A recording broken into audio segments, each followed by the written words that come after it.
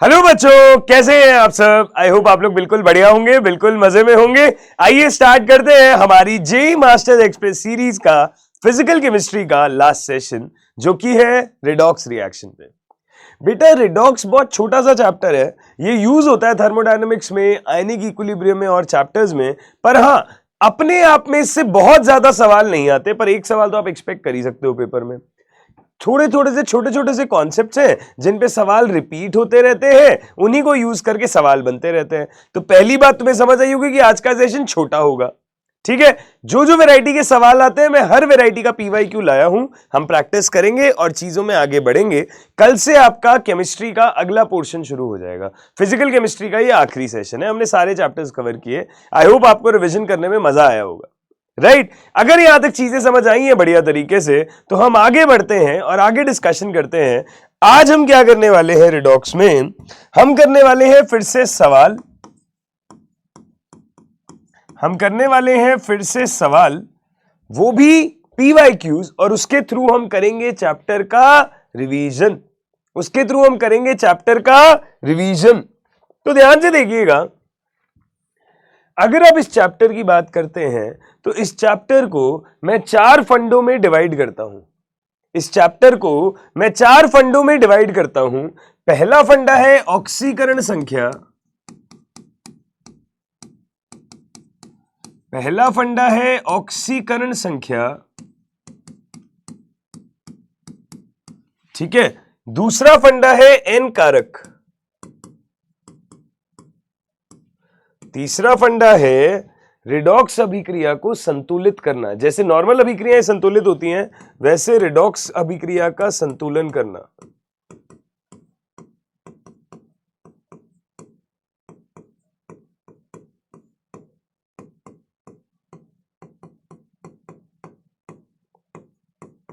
ठीक है। और आखिरी फंडा है तुल्यांकी कॉन्सेप्ट।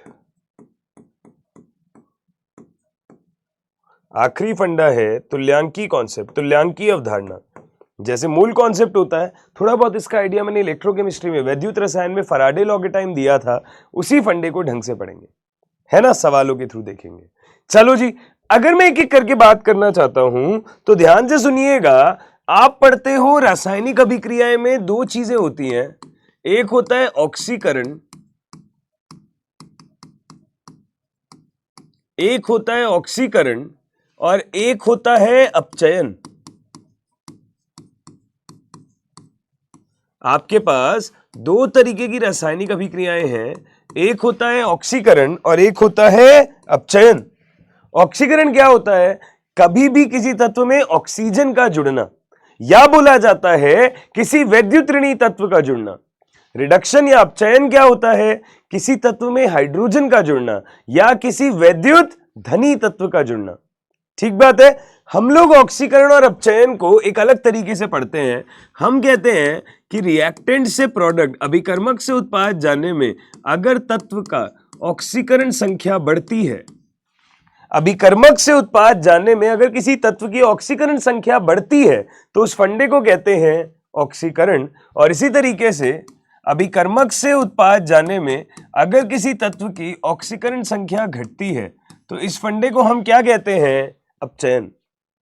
अभिकर्मक से उत्पाद जाने में अगर किसी तत्व की ऑक्सीकरण संख्या बढ़ती है तो उस फंडे को कहते हैं ऑक्सीकरण, और अगर किसी तत्व की ऑक्सीकरण संख्या घटती है तो उस फंडे को कहते हैं अपचयन। और बेटा जिस रासायनिक अभिक्रिया में ये दोनों फंडे एक साथ होते हैं, जिस रासायनिक अभिक्रिया में ये दोनों फंडे एक साथ होते हैं, मतलब ऑक्सीकरण भी हो रहा है और अपचयन भी हो रहा है, इस अभिक्रिया को कहते हैं रिडॉक्स अभिक्रिया।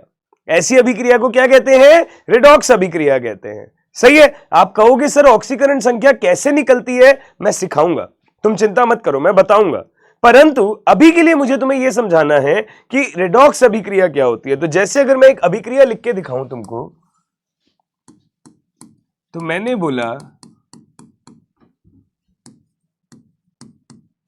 Zn solid plus Cu+2 aqueous, और इससे बनता है Zn+2 aqueous plus Cu solid. ठीक है।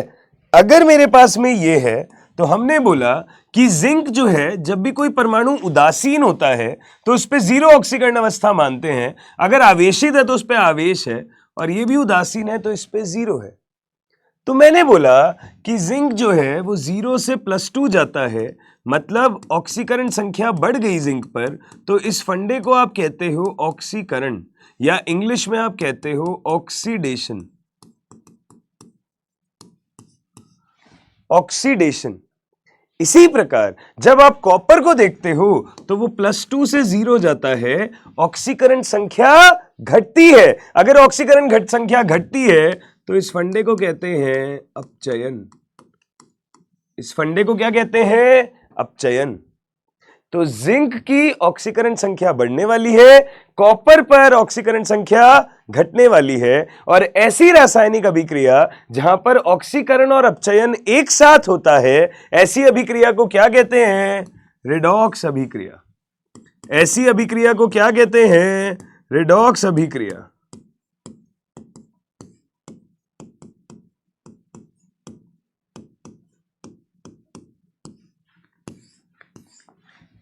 ठीक है, ऐसी अभिक्रिया जिसमें ऑक्सीकरण और अपचयन एक साथ हो उसको कहते हैं रिडॉक्स अभिक्रिया। यहां तक तो कोई दिक्कत नहीं है, पक्का जी? अब एक बात सुनिएगा, जो खुद ऑक्सीकृत होगा वो सामने वाले को अपचयित करेगा। बेसिकली रिडॉक्स अभिक्रिया में जो दो अभिकर्मक होते हैं ना, वो एक दूसरे का साथ निभाते हैं, साथ निभाना साथिया। तो भैया ये कह रहा है कि जिंक ने अगर खुद का ऑक्सीकरण करा तो जिंक की वजह से कॉपर का अपचयन हुआ, और इसी तरह अगर कॉपर ने खुद का अपचयन किया तो कॉपर की वजह से जिंक का क्या हुआ? ऑक्सीकरण। तो हम ये कहते हैं कि यहां पे जिंक खुद तो ऑक्सीकृत हो रहा है परंतु कॉपर को अपचयित कर रहा है, और जो चीजें सामने वाले को अपचयित करती हैं वो कहलाती हैं अपचायक। वो कहलाती हैं अपचायक। और कॉपर खुद का अपचयन कर रहा है, जिंक को ऑक्सीकृत कर रहा है, तो इस अभिक्रिया के लिए जो कॉपर धातु है वो क्या होगा? बहुत अच्छा, ऑक्सीकारक। तो रिडॉक्स अभिक्रिया हमेशा एक दूसरे का साथ देके चलती हैं। जो खुद ऑक्सीकृत करके सामने वाले को अपचयित करे वो अपचायक, जो खुद अपचयित होकर सामने वाले को ऑक्सीकृत करे वो ऑक्सीकारक। सही है साहब? तो ये मेरे पास रिडॉक्स अभिक्रिया हो गई, ये मेरे पास रिडॉक्स अभिक्रिया हो गई। अगर यहां तक की बात हमें समझ में आती है ऑक्सीकरण और अपचयन की,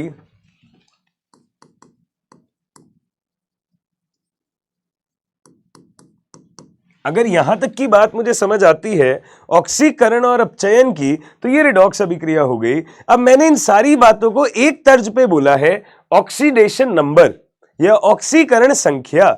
तो मैं ये समझाना चाहता हूं कि ऑक्सीकरण संख्या होती क्या है। तो बेटा किसी भी तत्व पर उसकी बंधित अवस्था या उसकी उदासीन अवस्था में जो भी आवेश होता है वो उसकी ऑक्सीकरण संख्या कहलाती है।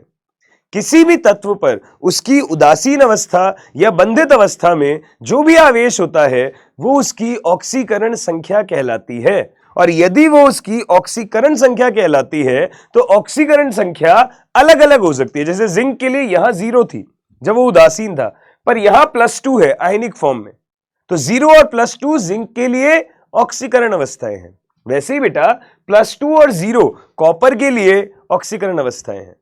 तो जब कोई तत्व बंधित अवस्था या फिर हमारे पास में विलगित अवस्था में जब भी उपस्थित हो, उस पर जो भी आवेश हो वो उसकी ऑक्सीकरण संख्या कहलाती है। बोलो हाँ या ना?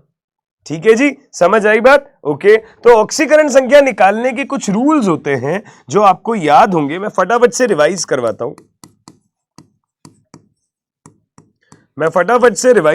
हूं। पहला रूल ऑक्सीकरण संख्या को लेके क्या है? पहला रूल ऑक्सीकरण संख्या को लेके क्या है कि कोई भी उदासीन परमाणु जो होता है, कोई भी उदासीन परमाणु जो होता है उस पर ऑक्सीडेशन नंबर क्या होता है? 0। कोई भी उदासीन परमाणु जो होता है उस पर ऑक्सीकरण संख्या क्या होती है? 0। अच्छा, कोई भी आयन जो होता है, ठीक है, उस पर ऑक्सीकरण संख्या क्या होती है? जितना उस पर आवेश होता है, जितना उस पर आवेश होता है विद साइन। मतलब +2 है तो +2, -2 है तो -2। ये बात का ध्यान रखना है, पहली बात।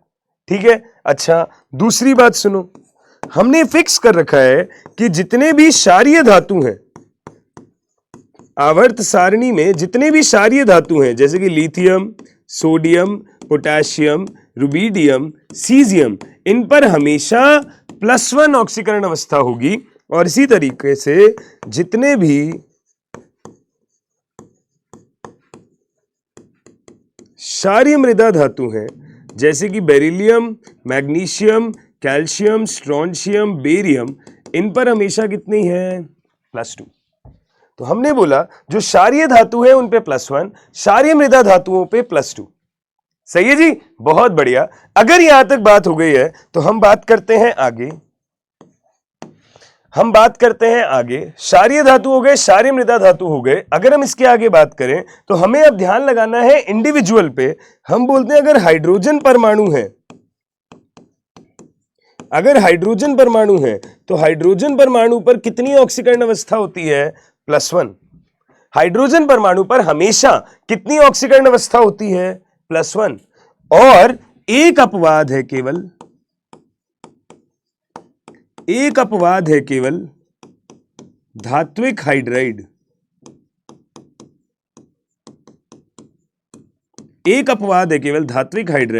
उसमें हाइड्रोजन पर कितनी ऑक्सीकरण अवस्था आती है बेटा? -1। जैसे एग्जांपल हो गया NaH, तो Na पे +1 और H पे -1 है ना। BeH2, बेरिलियम पे +2, H पे -1। तो जो भी धात्विक हाइड्राइड होते हैं, क्योंकि धातु में तो हमेशा ही पॉजिटिव आएगी स्टेट, तो हाइड्रोजन पे उस स्थिति में कितनी आएगी? ऋणात्मक। तो धात्विक हाइड्राइड में ऋणात्मक आती है, बाकी हर स्थिति में धनात्मक आती है। बोलो यस और नो। यहां तक बात समझ आई क्या? क्लियर है? हाइड्रोजन हो गया। अगला पॉइंट सुनो,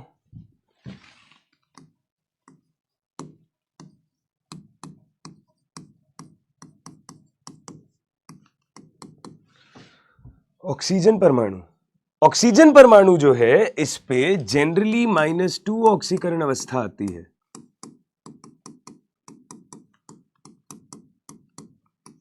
ऑक्सीजन परमाणु पे जनरली कितनी ऑक्सीकरण अवस्था आती है? -2। अगर -2 आती है तो इसका एग्जाम्पल है, जैसे हमने बोला H2O, जैसे हमने बोला Li2O, जैसे हमने बोला CuO, जैसे हमने बोला NO2, कुछ भी ले लोगे तो हमेशा ऑक्सीजन पे -2 आएगी। परंतु कुछ केसेस ऐसे हैं जहां ऑक्सीजन अलग ऑक्सीकरण अवस्था दिखाता है, जैसे हमने बोला पेरोक्साइड के केस में क्या होता है? O सिंगल बॉन्ड O होता है और ऑक्सीजन पर कितनी ऑक्सीकरण अवस्था होती है? -1। और एक होता है आपके पास में सुपर ऑक्साइड,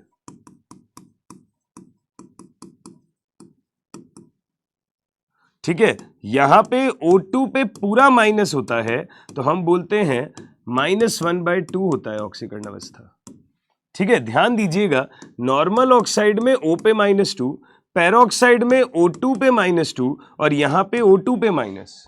तो ये हमारे पास अलग अलग ऑक्सीकरण अवस्था है, या -2 या -1 या -1/2। क्लियर है? ये ऑक्सीजन की बात हो गई। एक और ऑक्सीजन का केस है जब अपने से ज्यादा वैद्युतऋणी तत्व से जोड़ा जाए।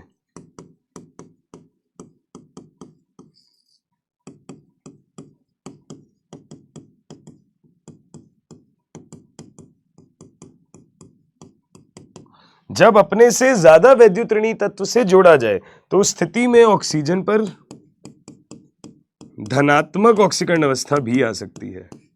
उस स्थिति में ऑक्सीजन पर धनात्मक ऑक्सीकरण अवस्था भी आ सकती है। तो ये हमारे पास ऑक्सीजन के केसेस हैं। जब ऑक्सीजन समझ आ जाता है तो हम चलते हैं हैलोजन पर।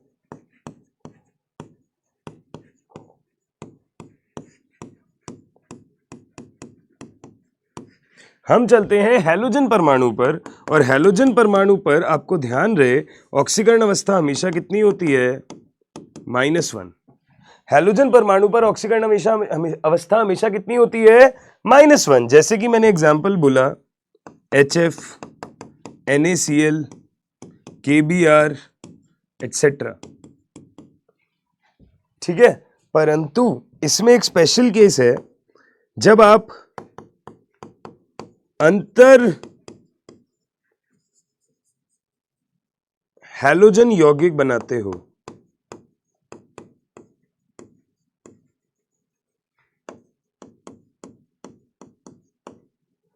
अंतर हैलोजन यौगिक बनाते हो, जैसे मैंने बोला ClF3, जैसे मैंने बोला BrF5, जैसे मैंने बोला IF7, तो इनमें हैलोजन पर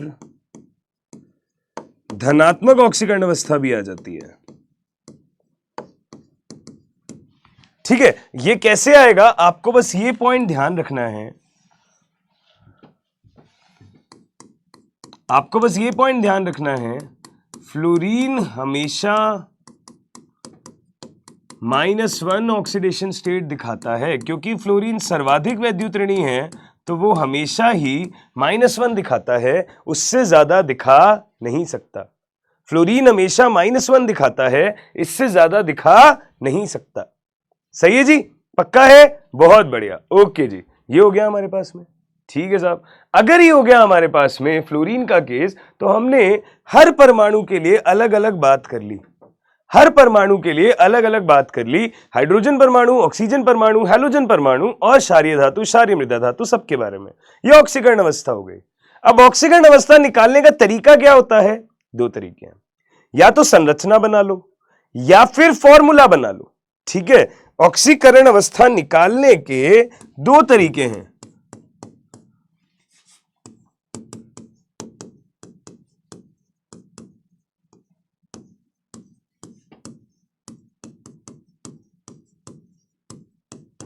तरीके, तो एक है संरचना और एक है सूत्र।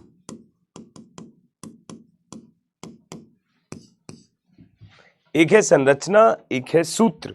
जैसे अगर मैं एग्जांपल ले लूं, तो मैंने यहां बोला CO2, जैसे मैंने यहां बोला CO2, तो ये हो गया, ये CO2 आ गया। ये अगर CO2 ये आ गया, तो ध्यान से देखिए, आप एक एक बॉन्ड पकड़ो। जैसे यहां वाला बॉन्ड देखा, इसमें कितने इलेक्ट्रॉन है, 4। यहां वाले बॉन्ड में कितने इलेक्ट्रॉन है, 4। अगर 4 इलेक्ट्रॉन है तो उन्हें बराबर बराबर बांटना है, बस ज्यादा वैद्युतऋणी पे नेगेटिव और कम वैद्युतऋणी पे पॉजिटिव। ऐसे यहां देखो, कार्बन ऑक्सीजन में फिर से कितने इलेक्ट्रॉन है, 4, तो बराबर बराबर बांटना है, ज्यादा वैद्युतऋणी पे नेगेटिव, कम वैद्युतऋणी पे पॉजिटिव। तो कार्बन पर कितनी ऑक्सीकरण अवस्था आ गई, +4, ऑक्सीजन पे -2 और उधर वाली ऑक्सीजन पे भी -2। सही है, बीच वाले कार्बन पे +4 और दोनों साइड ऑक्सीजन पे -2।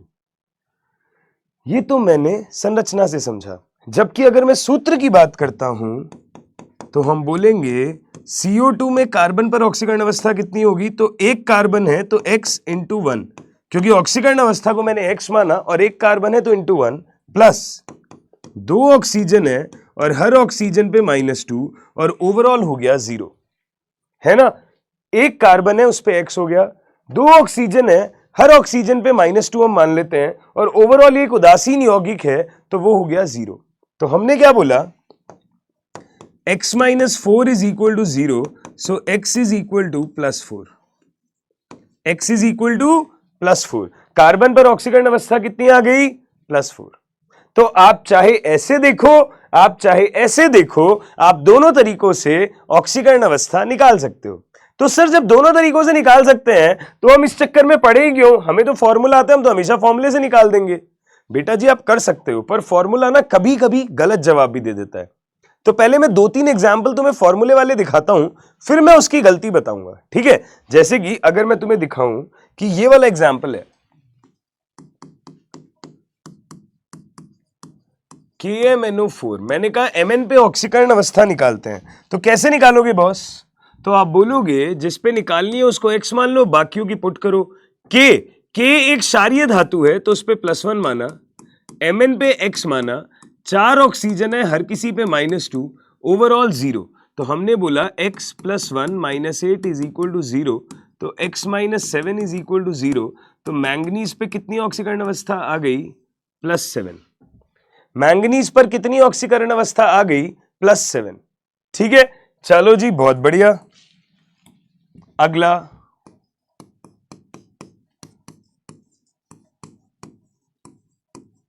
K2Cr2O7। अगला क्या आ गया? K2Cr2O7।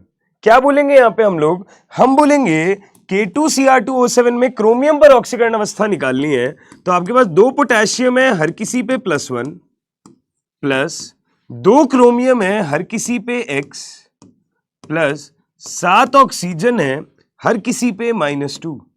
ओवरऑल क्या हो गया? 0। ओवरऑल क्या हो गया? 0। तो मैंने बोला 2 + 2x - 14 = 0, so 2x - 12 = 0, so x = +6। x = +6। अगर x मेरा +6 के बराबर हो गया, यानी कि क्रोमियम पर ऑक्सीकरण अवस्था कितनी आ गई? +6।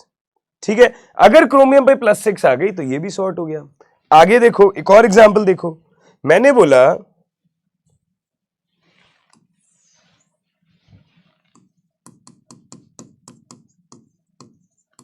Na2O2 और मैंने ऑक्सीजन पे अंडरलाइन किया। बच्चे पता क्या कहते हैं? सर ऑक्सीजन पे क्या अंडरलाइन कर रहे हो? ऑक्सीजन तो -2 होता ही है। बेटा ट्राई करके देखो फिर यहां पे। अब देखो 2 सोडियम है, सोडियम पे कुछ चेंज नहीं होता, क्षारीय धातु है, तो उस पे तो +1 होना ही होना है। प्लस हमारे पास 2 ऑक्सीजन है, हर किसी पे x मानेंगे और ओवरऑल हो गया 0। तो 2 + 2x जो है इसका मान 0 हो गया, तो 2x की वैल्यू -2, तो x की वैल्यू क्या हो जाएगी? -1। x की वैल्यू क्या हो जाएगी? -1। सही है, x की वैल्यू क्या हो जाएगी? -1। क्लियर है? तो यहां ऑक्सीजन पर कितनी ऑक्सीकरण अवस्था हो गई? -1। यहां ऑक्सीजन पे कितनी ऑक्सीकरण अवस्था हो गई? -1। सही है, तो ये अगर -1 है मतलब ये आइडिया लगा कि यहां पे ऑक्सीजन पेरोक्साइड की फॉर्म में है। ठीक है, चलो ये तो तुम कर लोगे, कोई दिक्कत नहीं है। एक एग्जांपल और देख लो। जैसे मैंने ये बोला, कभी कभी आपको डराने के लिए इस तरीके की चीजें भी देता है। आप लोग वैसे भी पूरा कोर्स पढ़ चुके होंगे, रिवाइज कर चुके होंगे। इस तरीके की स्थिति में इसे कहते हैं संकुल। जब आपके ऐसे वर्गीय ब्रैकेट लगते हैं ना, इसे कहते हैं संकुल। मैं यहां Fe पे पूछ रहा हूं, तो हम क्या बोलेंगे? भाई 4 पोटेशियम है, हर किसी पे +1, प्लस 1 आयरन है X, प्लस 6 Cn है, हर किसी पे -1, ओवरऑल 0। अगर ये मैंने लिखा है तो आप ध्यान से देखिए, 4 + x - 6 = 0, तो हम बोलेंगे x - 2 = 0, सो x = +2। x का मान कितना आ जाएगा? +2। मतलब Fe पर कितनी ऑक्सीकरण अवस्था आएगी? +2। सही है, Fe पे कितनी ऑक्सीकरण अवस्था आएगी? +2। ये भी करके देख लिया। अब एक नोट पॉइंट देखना कि सर ऐसे हम दुनिया में ऑक्सीकरण अवस्था निकाल सकते हैं, पर आप मुझे यह बताओ कि अधिकतम ऑक्सीकरण अवस्था कितनी हो सकती है? अनंत। बेटा अनंत तो देख वैसे भी नहीं हो सकती, क्योंकि तू अनंत कैलकुलेट ही नहीं कर सकता। ठीक है, तो हमेशा ध्यान रखना, मैक्सिमम ऑक्सीडेशन स्टेट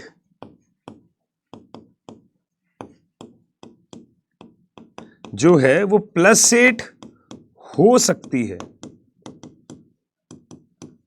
अधिकतम ऑक्सीकरण अवस्था जो है वो कितनी हो सकती है? +8। और इसका एग्जाम्पल है OSO4। इसमें ऑस्मियम पे कितनी होती है?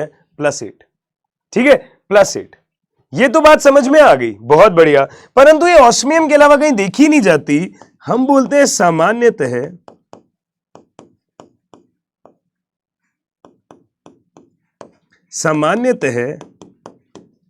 +7 देखी जाती है। सामान्यतः +7 देखी जाती है ज्यादातर मैंगनीज में।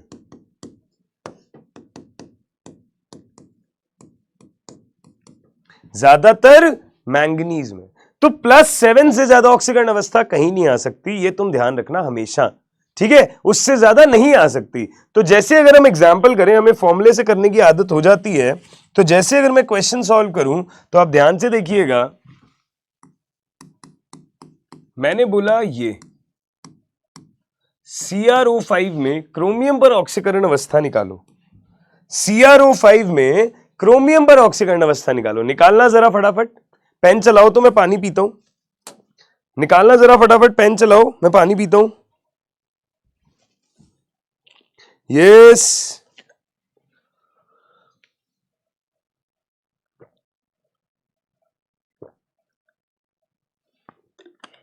हाँ जी, चलो। अगर हम CrO5 में क्रोमियम पर ऑक्सीकरण अवस्था निकालना चाहते हैं तो मैंने बोला क्रोमियम पे X माना, 5 ऑक्सीजन है, हर किसी पे -2, ओवरऑल 0, तो हम बोलेंगे x - 10 का मान 0 हो गया, तो x का मान क्या हो जाएगा, +10। x का मान क्या हो जाएगा, +10। और यही पे दिमाग की घंटी बजनी चाहिए कि भैया ये सबसे बड़ा खरबूजा है, +10 कैसे हो सकता है बॉस, +10 तो नहीं हो सकता। यानी कि ये वो जगह है, और ऐसे बहुत सारे एग्जाम्पल जहां पे तुम्हारा फॉर्मूला चाह के भी सही नहीं लग पाता सर। और अगर फॉर्मूला चाह के भी सही नहीं लग पाता तो सर ये तो गड़बड़ है, हमें कैसे पता चलेगा कि कहां फॉर्मूले से उत्तर देना है और कहां संरचना से उत्तर देना है। ठीक है, तो बेटा ऐसी स्थिति में आपको एक बात ध्यान रखनी है जो बड़ी इंपॉर्टेंट है, आप ध्यान से देखिएगा। एक फंडा होता है,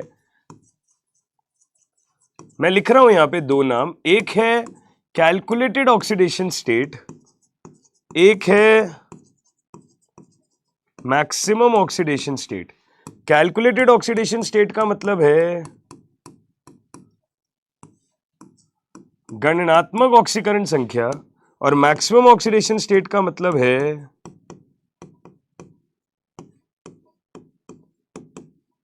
अधिकतम ऑक्सीकरण संख्या। गणनात्मक और अधिकतम, अधिकतम ऑक्सीकरण संख्या और गणनात्मक ऑक्सीकरण संख्या जो आप निकालना चाहते हो, तो गणनात्मक होती है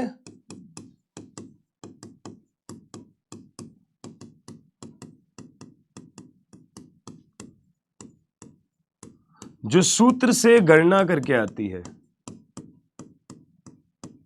गणनात्मक ऑक्सीकरण संख्या वो होती है जो सूत्र से गणना करके आती है, और अधिकतम ऑक्सीकरण अवस्था कौन सी होती है,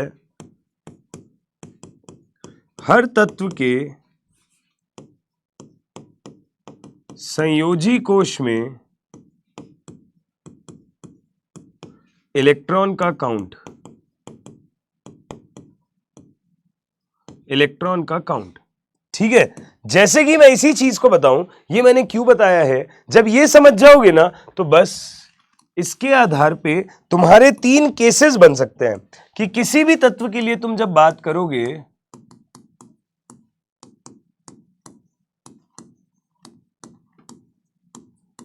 किसी तत्व के लिए जब तुम बात करोगे तो पहला केस हो सकता है जब आपकी कैलकुलेटेड ऑक्सीडेशन स्टेट जो है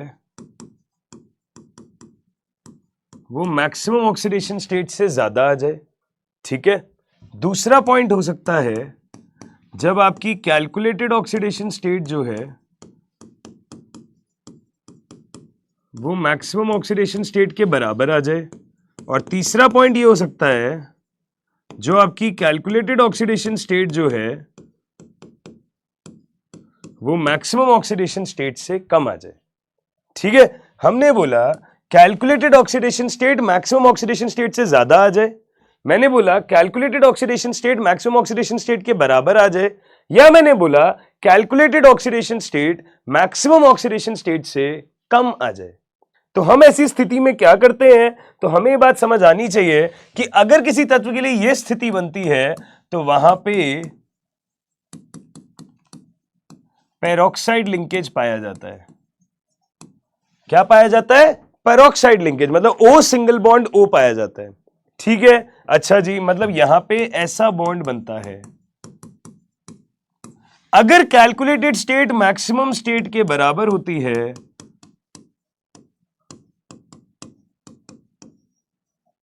तो आपका ऑक्साइड लिंकेज पाया जाता है, और इसे हम कहते हैं ये।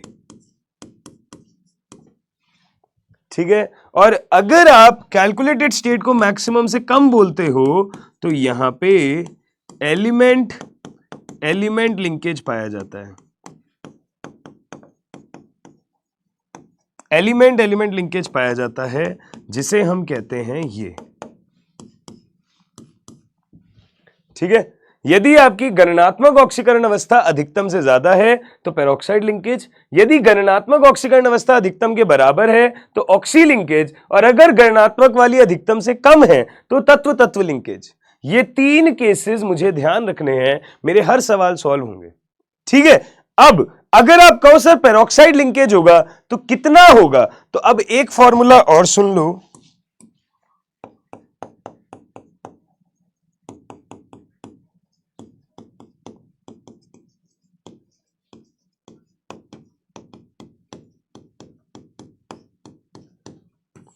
पेरोक्साइड लिंकेजेस की संख्या, यह चीज डिपेंड करती है केंद्रीय परमाणु की संख्या पे। अगर केंद्रीय परमाणु 1 है तो हम क्या बोलेंगे, तो हम बोलेंगे गणनात्मक ऑक्सीकरण अवस्था माइनस अधिकतम ऑक्सीकरण अवस्था डिवाइडेड बाय 2। और अगर मेरा केंद्रीय परमाणु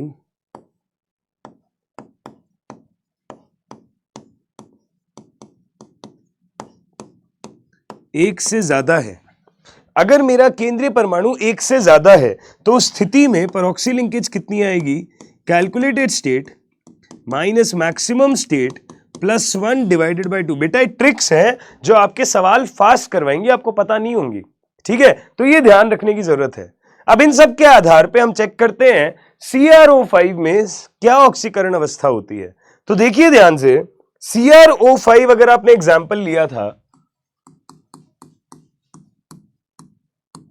तो यहां पर कैलकुलेटेड ऑक्सीडेशन स्टेट आ जाएगी +10। कैलकुलेटेड ऑक्सीडेशन स्टेट क्या आ जाएगी, +10। परंतु मैक्सिमम ऑक्सीडेशन स्टेट अगर तुम इसकी चेक करो तो बेटा उसके लिए आपको क्रोमियम का इलेक्ट्रॉनिक विन्यास देखना पड़ेगा। हम बोलेंगे क्रोमियम का विन्यास होता है संयोजी कोश का 3d5 4s1, मतलब 5 इलेक्ट्रॉन यहां से, 1 इलेक्ट्रॉन यहां से, टोटल कितने इलेक्ट्रॉन निकल सकते हैं, 6 इलेक्ट्रॉन। तो हम बोलेंगे मैक्सिमम ऑक्सीडेशन स्टेट कितनी हो जाएगी, +6। कैलकुलेटेड है +10, मैक्सिमम है +6। तुम्हें साफ साफ दिख रहा होगा कि यहां पर कैलकुलेटेड ऑक्सीडेशन स्टेट जो है ये मैक्सिमम ऑक्सीडेशन स्टेट से ज्यादा है। कैलकुलेटेड ऑक्सीडेशन स्टेट जो है ये मैक्सिमम ऑक्सीडेशन स्टेट से ज्यादा है, मतलब यहां पे कैसा लिंकेज होगा, पेरोक्साइड लिंकेज होगा। ये बात तो समझ गए होगे। अब कंफ्यूजन है सर 5 ऑक्सीजन है, हमें क्या पता 1 पेरोक्सी लिंकेज है, 2 पेरोक्सी लिंकेज है, कितने हैं। तो उसके लिए भी फॉर्मूला है तुम्हारे पास। तुम्हारा केंद्रीय परमाणु 1 है ना, तो फॉर्मूला क्या हो जाएगा, calculated oxidation state minus maximum oxidation state divided by 2। Answer आएगा 2। अगर आंसर आएगा 2 तो मेरे पास 2 पेरोक्सी लिंकेजेस हैं, और 2 पेरोक्सी लिंकेजेस का मतलब क्या होगा,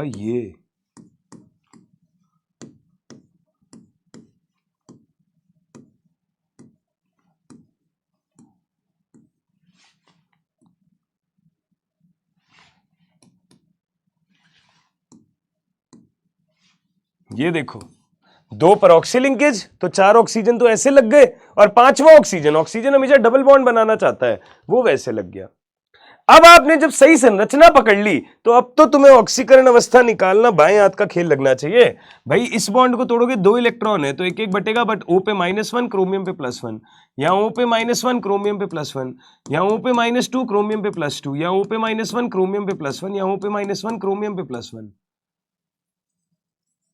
क्रोमियम पर कितनी ऑक्सीकरण अवस्था आ गई, +6। क्रोमियम पर कितनी ऑक्सीकरण अवस्था आ गई, +6। अगर +6 आ गई तो ये हो गया CrO5। ठीक है, ये हो गया CrO5। तो CrO5 में +10 नहीं होता है आंसर, आंसर क्या होता है, +6। बात समझ आई क्या। ऐसे ही और भी एग्जाम्पल्स हैं जो आपको क्लास में बताए हैं, आप लोग ध्यान से नोट्स को गो थ्रू करिएगा। मैंने हर कैटेगरी का एग्जाम्पल करवाया है, बट अब आपको तरीका भी बता दिया है। ठीक है ना, बहुत सही। चलो ओके, एक बार नोट से इस बात को अच्छे से रिवाइज करना। ऑक्सीकरण संख्या की सारी बातें हमने कर ली। तो बेटा जी हमने तो बहुत हाई फाई पढ़ा है, जेई में तो बड़े आसान सवाल आए हैं। हमने तो बहुत हाई फाई पढ़ा है, जेई में तो आसान सवाल आए हैं। जैसे ये देखो, सवाल कह रहा है क्रोमियम पर क्या ऑक्सीकरण अवस्था है इस यौगिक में? CrO2Cl2। अब भाई सब कुछ सामने ही दे दिया और क्या चाह रहे हो? तुमसे तुम्हारा नाम पूछ लेगा भाई। देखो ना ध्यान से, हम क्या बोलेंगे? अरे देखो ना यार, हम बोलेंगे हमें एक तो नाम पता होना चाहिए इस यौगिक का। CrO2Cl2 इसे कहते हैं क्रोमिल क्लोराइड। इसे क्या कहते हैं? Chromyl chloride. अगर मैं इसे क्रोमिल क्लोराइड कहता हूं दोस्त, अगर इसे क्रोमिल क्लोराइड कहते हैं तो क्रोमियम पर ऑक्सीकरण अवस्था निकालें तो X हो गया क्रोमियम पे, 2 ऑक्सीजन हर किसी पे -2, 2 ऑक्सीजन हर किसी पे -1 equal to 0। So X -4 -2 is equal to 0। So X -6 is equal to 0। So X का मान आ गया +6। क्रोमियम पर ऑक्सीकरण अवस्था क्या आ गई? +6। आंसर आ गया। ठीक है जी, सिंपल सा सवाल था, यही पूछा था। क्रोमिल क्लोराइड में क्रोमियम पर ऑक्सीकरण अवस्था बताओ, हमने बता दी, +6। Question solve. रिडॉक्स के सवाल बहुत छोटे और बहुत आसान आते हैं, बहुत छोटे और बहुत आसान, ट्रस्ट मी। देखो ध्यान से, अगला सवाल ये है, अगला सवाल ये है। सवाल कह रहा है oxidation number of potassium, potassium की ऑक्सीकरण अवस्था बताओ K2O, K2O2 और KO2 में। K2O, KO2 और K2O2 में किसकी? पोटेशियम की। बेटा जी ध्यान से सोचो, पोटेशियम की ऑक्सीकरण अवस्था क्या होगी? ध्यान से सोचो, पोटेशियम की ऑक्सीकरण अवस्था क्या होगी? कैसे बताओगे? कैसे बताओगे? एक बात बताना, क्या करोगे यहां पे कि तुम्हारा आंसर आ जाए? क्या कर सकते हो तुम यहां पे कि तुम्हारा आंसर आ जाए? तो बेटा जी कुछ करना ही नहीं है, आपको तो सीधी सी बात पता है, पोटेशियम तो क्षारीय धातु है बॉस, और क्षारीय धातु के लिए तो हमेशा ही वैल्यू +1 रहती है। तुम उसे किसी के साथ भी बांध दो दुनिया में, हमेशा ही +1 रहती है। तो चाहे K2O हो, चाहे K2O2 हो, चाहे KO2 हो, चेंज आएगा तो ऑक्सीजन में आएगा, पोटेशियम में कोई चेंज नहीं आने का। तो बस वही वाली बात है, आंसर तो यही हो जाएगा, +1 +1 +1। परंतु हम यहां क्या बोलेंगे? हम बोलेंगे K2O जो है, तो हम बोलेंगे 2 पोटेशियम हर किसी पे +1, ऑक्सीजन पे X इक्वल टू 0, 2 + X अगर 0 है तो X का मान आ गया -2। तो पहले केस में ऑक्सीजन पे -2 है। अगर आप दूसरे में बात करोगे, क्योंकि पोटेशियम में तो कोई डिस्कशन ही नहीं है साहब, ये आ गया 2 ऑक्सीजन है तो 2X इक्वल टू 0, यहां पे आपका आंसर आएगा -1। और जबकि लास्ट वाले में आप करोगे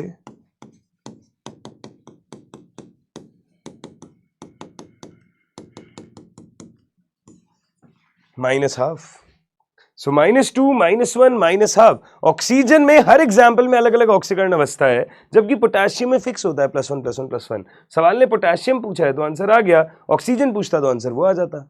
सही है साहब, इजी था, बहुत बढ़िया।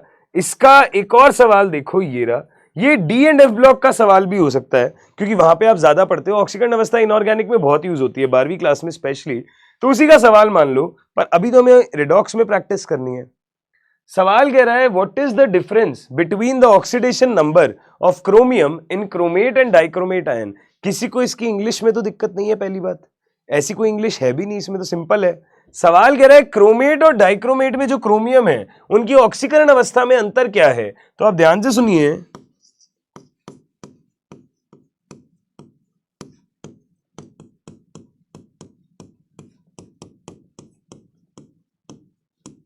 क्रोमेट आयन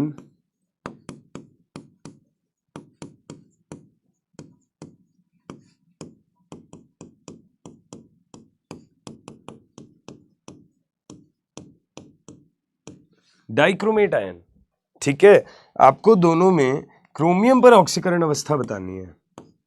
तो बेटा यहां पे अगर मैं क्रोमियम पे बताता हूं तो एक क्रोमियम है तो X, 4 ऑक्सीजन हर किसी पे -2, ओवरऑल -2। तो बेटा जी X पे मान कितना आ गया? +6। यहां क्रोमियम पे कितनी आ गई ऑक्सीकरण अवस्था? +6। जबकि अगर मैं यहां बात करूं तो 2 क्रोमियम है हर किसी पे X, 7 ऑक्सीजन है हर किसी पे -2, ओवरऑल भी -2। सो 2X - 14 इज इक्वल टू -2, तो हम बोलेंगे 2x का मान अगर 12 के बराबर है तो x का मान 6 के बराबर, x का मान 6 के बराबर। बेटा यहां भी क्रोमियम पे +6, नीचे भी क्रोमियम पे +6, तो हम बोलेंगे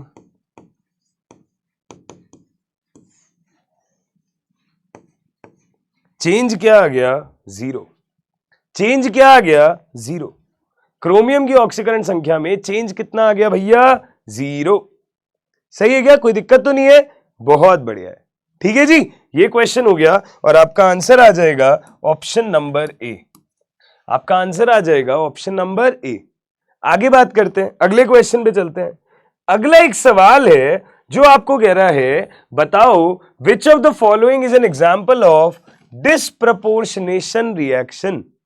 तो बेटा ये रिडॉक्स का एक टाइप होता है, ध्यान से समझना क्या होती है डिस्प्रपोर्शनेशन रिएक्शन।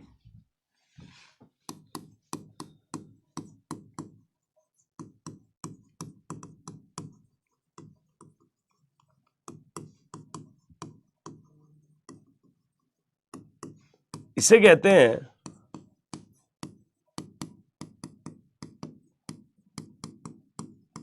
विषमानुपातन अभिक्रिया। ठीक है, क्या होती है अभिक्रिया? हम बोलते हैं ऐसी अभिक्रिया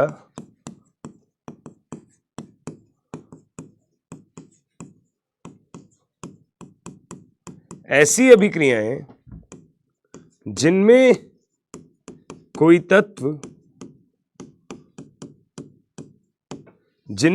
तत्व ऑक्सीकृत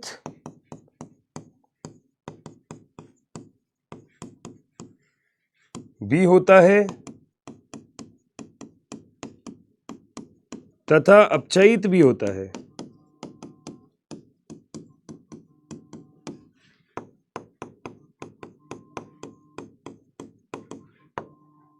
ठीक है, ऐसी अभिक्रियाएं जिनमें कोई तत्व जो है वो ऑक्सीकृत भी हो रहा है और अपचयित भी हो रहा है। तो करना क्या है, हर केस में सारी ऑक्सीडेशन स्टेट चेक कर लेते हैं, हमारा आंसर आ जाएगा। सही है, हर केस में सारी ऑक्सीडेशन स्टेट चेक कर लेते हैं, हमारा आंसर आ जाएगा। तो एक एक करके ट्राई करते हैं। अगर मैंने पहला ऑप्शन देखा तो ये है 3MnO4 2- प्लस 4H+, ये आपका किसमें कन्वर्ट होगा? 2MnO4- plus MnO2 plus 2 water.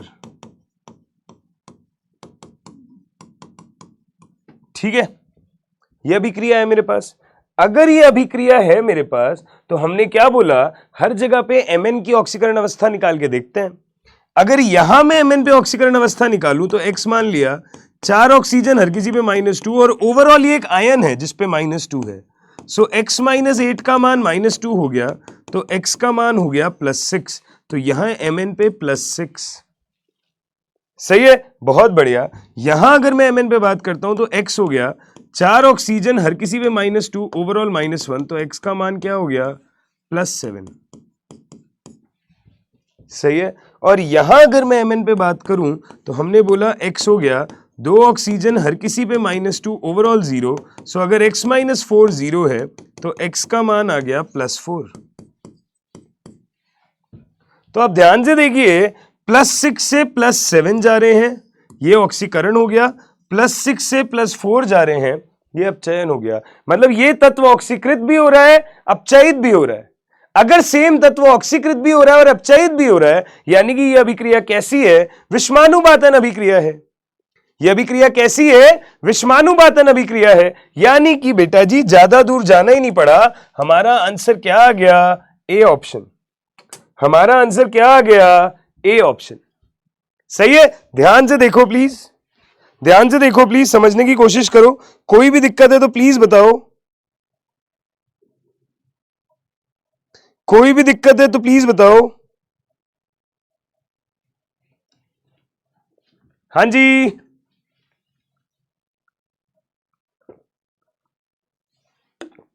चलिए आगे बढ़े क्या? पानी पीते रहना चाहिए भाई, बोल बोल के गला बिल्कुल सूख जाता है, बोल बोल के गला बिल्कुल सूख जाता है। बोले तो एसी भी चलवा ले भैया, गर्मी सी हो रही है।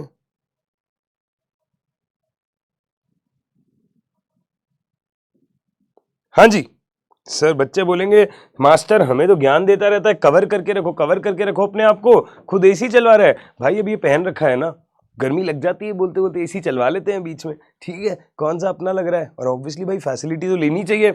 सवाल हो गया, आगे चलो, चलिए जी अगले क्वेश्चन पे आए। चलो चलो चलो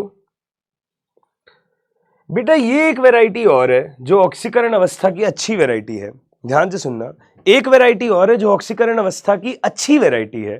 क्या कह रही है वैरायटी? ये वैसे तो सवाल हम ठोस अवस्था वाले चैप्टर में करवाते थे, है रिडॉक्स का ही पढ़ाते ठोस अवस्था में थे, क्योंकि वहां पे आपको डिफेक्ट पढ़ाते थे, है ना, ठोस में कमियां। पर अब वो चैप्टर तो आपके कोर्स से हट गया, बट ये सवाल अभी भी पूछा जा सकता है, क्योंकि इस सवाल में डी एंड एफ ब्लॉक और रिडॉक्स इन दोनों को यूज किया जा रहा है।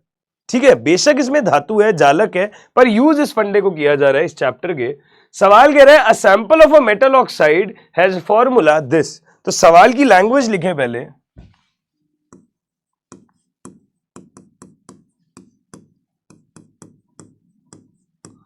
किसी धात्विक ऑक्साइड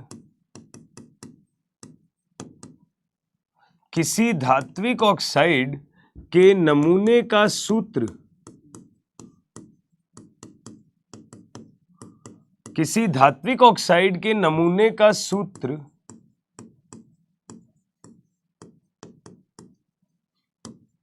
ये है। किसी धात्विक ऑक्साइड के नमूने का सूत्र ये है। ठीक है, हमने बोला धातु M दो ऑक्सीकरण अवस्थाएं +2 एवं +3 में पाया जाता है।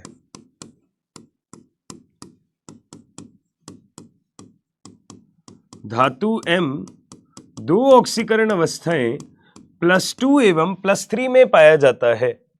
ठीक है, तो मैंने बोला M 0.83O के नमूने में, इसके नमूने में M+2 आयन की प्रतिशतता कितनी होगी?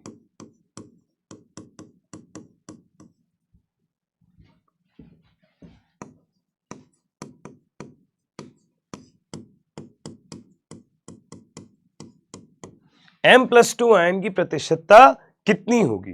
ध्यान से समझना, ध्यान से समझना। मैंने क्या बोला, ये मेरे पास में ऑक्साइड है M.83O, ये मेरे पास में ऑक्साइड है M.83O। बेटा जी नॉर्मली ऑक्साइड के फॉर्मूले होते हैं MO, M2O, MO2। ये जो डेसिमल वाला है ये बेटा कहलाता है नॉन स्टोइकियोमेट्रिक ऑक्साइड। ठीक है, और ऐसे ऑक्साइडों के सूत्रों से ये आइडिया लगता है कि ये ऑक्साइड ना, इसमें एक ही तरीके का आयन नहीं है धातु का, एक से ज्यादा तरीके के मौजूद होते हैं। और वो आपको सवाल ने खुद दिया है कि इसमें धातु +2 अवस्था में भी है और +3 अवस्था में भी है। इसमें धातु +2 अवस्था में भी है और +3 अवस्था में भी है। अगर यहां पे धातु 2 अवस्था में है तो ऑक्सीजन तो फिक्स है -2 में, और ओवरऑल उदासीन यौगिक है, तो कुल आवेश 0 है। अब मुझे ये नहीं पता कि +2 में है कितने, +3 में है कितने, तो मैंने बोला कुल तो 0.83 है ना, तो हम मान लेते हैं x अमाउंट इसका है और बचा हुआ अमाउंट इसका है। x अमाउंट इसका है और बचा हुआ अमाउंट इसका है। +2 आवेश वाले x हैं, +3 आवेश वाले इतने हैं। तो बेटा अगर ये उदासीन यौगिक है तो हम बोलेंगे +2 आवेश वाले x हैं प्लस +3 आवेश वाले इतने हैं, माइनस ऑक्सीजन जो है उस पे -2 है, और ओवरऑल ये क्या है, उदासीन है, तो ओवरऑल इस पे 0 है। अगर ऐसा है तो ध्यान से देखो 2x प्लस यहां क्या हो गया, ये -3x -2 = 0। तो मैंने बोला -x प्लस ये क्या आ गया 249 डिवाइडेड बाय 100 -2 = 0। तो ये आ गया 2.49 -2, तो ये आ गया 0.49, और ये वैल्यू आ गई x के बराबर। अगर x का मान 0.49 आ गया, यानी कि आपको ये समझ आया कि m+2 जो है ये कितना है 0.49। अगर मुझे इसका परसेंटेज निकालना है तो मैं बोलूंगा 0.49 टोटल कितना है 0.83 इंटू 100, लगभग आंसर 5% के आसपास आएगा। लगभग कितना आएगा 5 के आसपास आएगा। ठीक है जी, लगभग 5 के आसपास आएगा। मतलब तो आप इसको बता सकते हो 5 के मतलब 50 के आसपास आएगा, है ना। लगभग 50 के आसपास आएगा, आपका आंसर बन जाएगा। देख लो बाकी एक बार चेक कर लो भाई। हाँ जी 50-60 के बीच में जो भी आएगा 59% आएगा क्या? अच्छा, क्योंकि 0.5 होता तो बाय 100 करके वो 1 आता ना, 0.1 के हिसाब से 59% आएगा, लगभग 60%। हमने आंसर निकाल दिया। ठीक है साहब। तो ये एक अच्छा सवाल था, कैलकुलेशन आपको देखनी थी। अगर m+3 पूछता तो हम क्या करते 0.83 माइनस 0.49 अपॉन 0.43 इंटू 100, मतलब 0.83 इंटू 100। सही है, तो वहां से m+3 का परसेंटेज भी आ जाता। ये m+2 का परसेंटेज है। सही है जी, बहुत सही। चलो भाई, ये क्वेश्चन समझ आया। अगर ये भी समझ आया तो इस तरीके से मेरे ऑक्सीकरण अवस्था पे आधारित सारे सवाल हो गए। अगर मेरे ऑक्सीकरण अवस्था पे आधारित सारे सवाल हो गए तो बेटा ऑक्सीकरण अवस्था का एक बहुत ही बेहतरीन एग्जाम्पल होता है एन फैक्टर, एप्लीकेशन होता है एन फैक्टर, एन कारक कहते हैं इसको। ध्यान से समझने की कोशिश करिएगा। हम क्या कहते हैं, एन फैक्टर क्या है, एग्जाम्पल से समझो। मैं कहता हूं कि सपोज करो मैंने एक रिएक्शन लिखी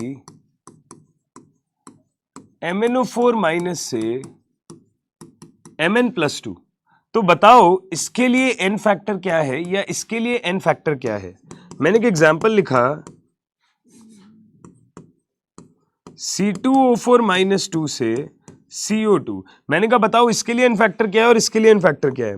मैंने एक एग्जाम्पल लिखा Cr2O7 माइनस 2 से Cr+3, मैंने कहा बताओ इसके लिए एन फैक्टर क्या है और इसके लिए एन फैक्टर क्या है।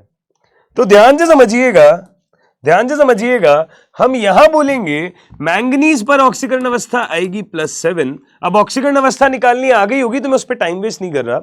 यहां +7 है या +2 है, तो बेटा इस आयन के लिए मैंगनीज में कितने का चेंज आ रहा है, +7 से +2, तो हम बोलेंगे इसका चेंज इन ऑक्सीडेशन स्टेट का मैग्नीट्यूड इनटू जितने Mn है यहां पे 1, तो आंसर क्या आ गया 5। ये क्या होगा MnO4 माइनस का एन फैक्टर। ये क्या होगा MnO4 माइनस का एन फैक्टर। और ऐसे ही अगर तुम यहां बात करोगे तो इस Mn के लिए +2 से +7, तो चेंज आ गया 7 - 2 इंटू एक ही मैंगनीज है, तो आपका एन फैक्टर अगर आप Mn+2 का निकालेंगे तो वैल्यू क्या आएगी 5। तो दोनों ही साइड एन फैक्टर कितना आएगा 5। सही है। हम अगला एग्जाम्पल देखते हैं C2O4 2- से CO2। तो ध्यान से देखना, हम बोलेंगे अगर यहां कार्बन पे निकालें ऑक्सीकरण अवस्था तो +3 और यहां कार्बन पर ऑक्सीकरण अवस्था +4।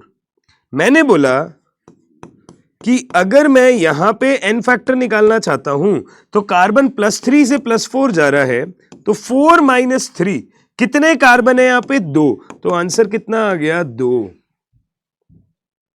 +3 से +4 जा रहा हूं, एक का चेंज आ रहा है, 2 कार्बन है तो एन फैक्टर हो गया 2। जबकि अगर यहां के लिए मैं निकालना चाहूं तो मैं एन फैक्टर CO2 का क्या बोलूंगा, हर किसी का अलग होता है। +4 से +3 जा रहे हैं, मतलब चेंज आया 3 - 4 इंटू कितने कार्बन है, केवल एक, तो आंसर क्या आ जाएगा 1। आंसर क्या आ जाएगा 1। तो यहां CO2 का एन फैक्टर 1 है और ऑक्सिलेट आयन का एन फैक्टर 2 है।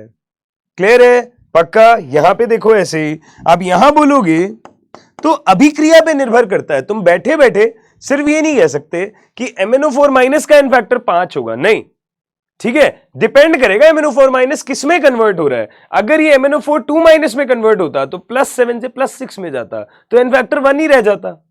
तो अभिक्रिया पे डिपेंड करता है कि एन फैक्टर क्या है, खुद से कभी भी नहीं बोला जा सकता। जैसे यहां बोलोगे तो क्रोमियम यहां +6 में है, यहां +3 में, तो अगर आपसे कोई कहे कि डाइक्रोमेट आयन का एन फैक्टर बताओ तो क्या बोलोगे, +6 से +3 चेंज आया इतने का और कितने क्रोमियम है 2, तो आंसर आएगा 6।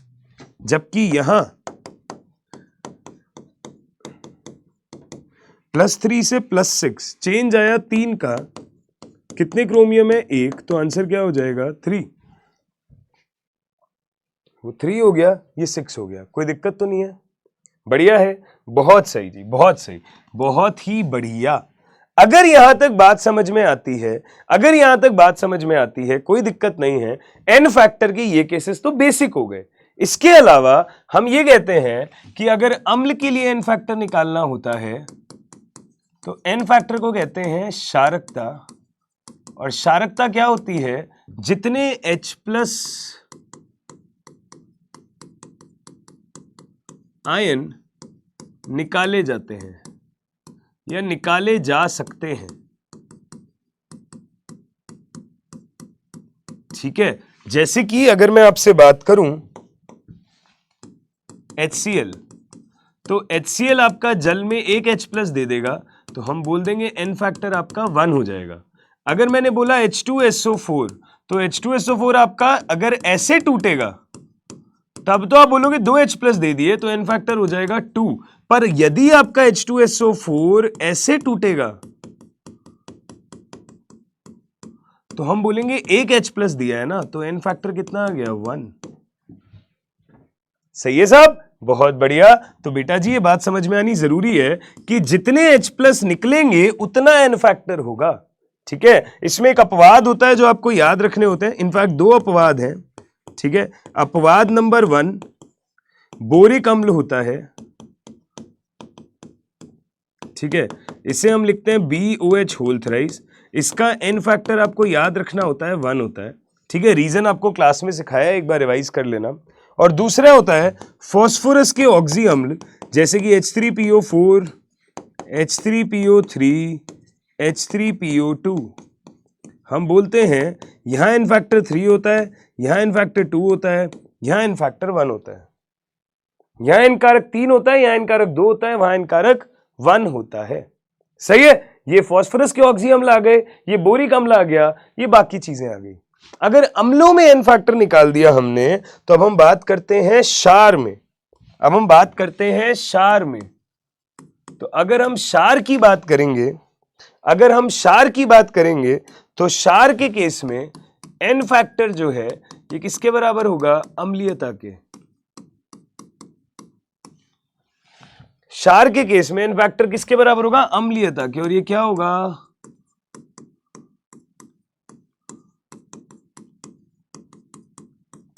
कितने OH- आयन दे सकता है,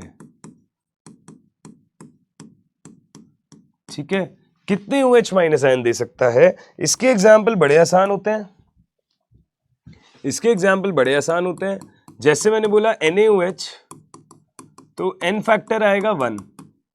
जैसे मैंने बोला MgOH whole twice, n factor आएगा 2। जैसे मैंने बोला CaOH whole twice, n factor आएगा 2। जैसे मैंने बोला AlOH whole thrice, n factor आएगा 3। तो जितने OH- वो दे सकता है वो एन फैक्टर हो जाएगा, ठीक है। अच्छा, और भी वैरायटी होती है क्या, हाँ जी और भी वैरायटी होती है। जैसे अगर आप लवण की बात करेंगे कोई, तो लवण के केस में एन फैक्टर किसके बराबर होता है, LCM किसका,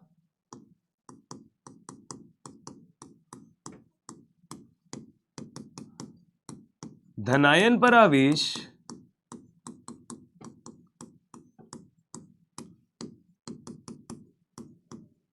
ऋणायन पर आवेश। धनायन पर और ऋणायन पर जितना जितना आवेश है उसका अगर LCM लिया जाए तो वो लवण का एन फैक्टर होगा। जैसे अगर मैंने एग्जाम्पल बोला Na2SO4, तो ये आपका टूटेगा 2Na+ और सल्फेट आयन, तो एन फैक्टर क्या हो जाएगा, LCM किसका, 1 और 2 का, क्योंकि यहां आवेश 1 है और यहां 2 है, तो एन फैक्टर क्या आ जाएगा 2।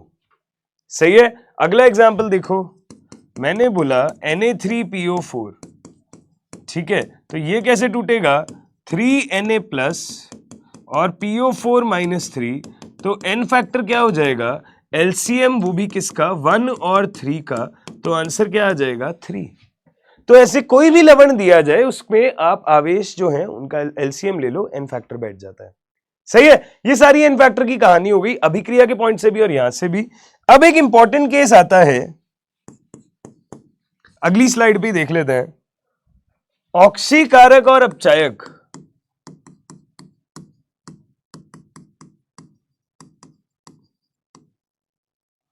अब हम देखते हैं ऑक्सीकारक और अपचायक। ऑक्सीकारक में सबसे पहले कौन आता है, KMnO4।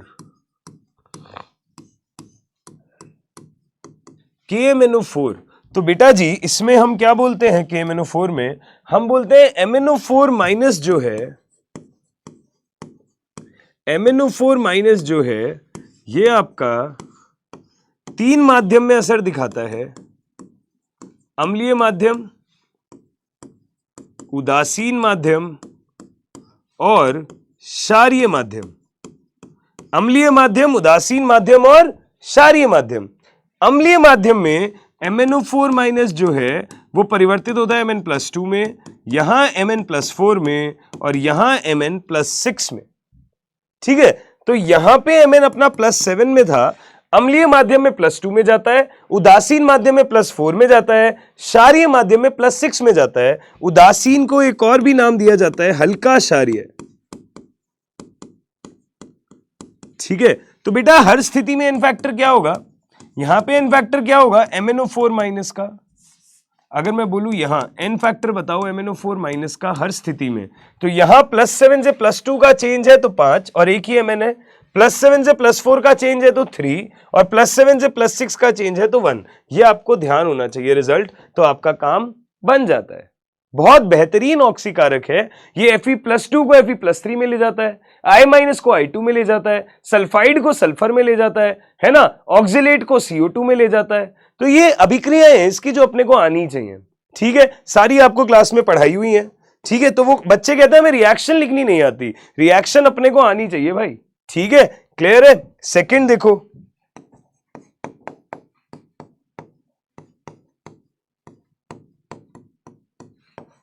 अगर मैं K2Cr2O7 की बात करता हूं, पोटेशियम डाइक्रोमेट, ये भी बहुत अच्छा ऑक्सीकारक है।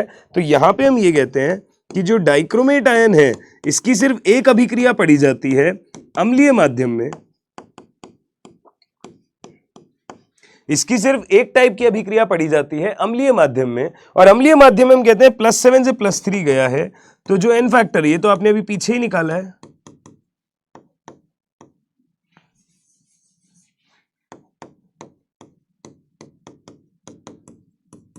6 +6 से +3, 3 का चेंज, 2 क्रोमियम है, नेट चेंज 6 का।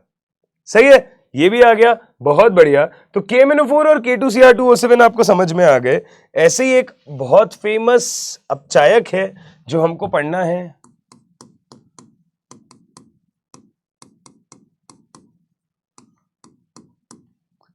पढ़ना है, अपचायक। और अपचायक आपके पास में कौन है,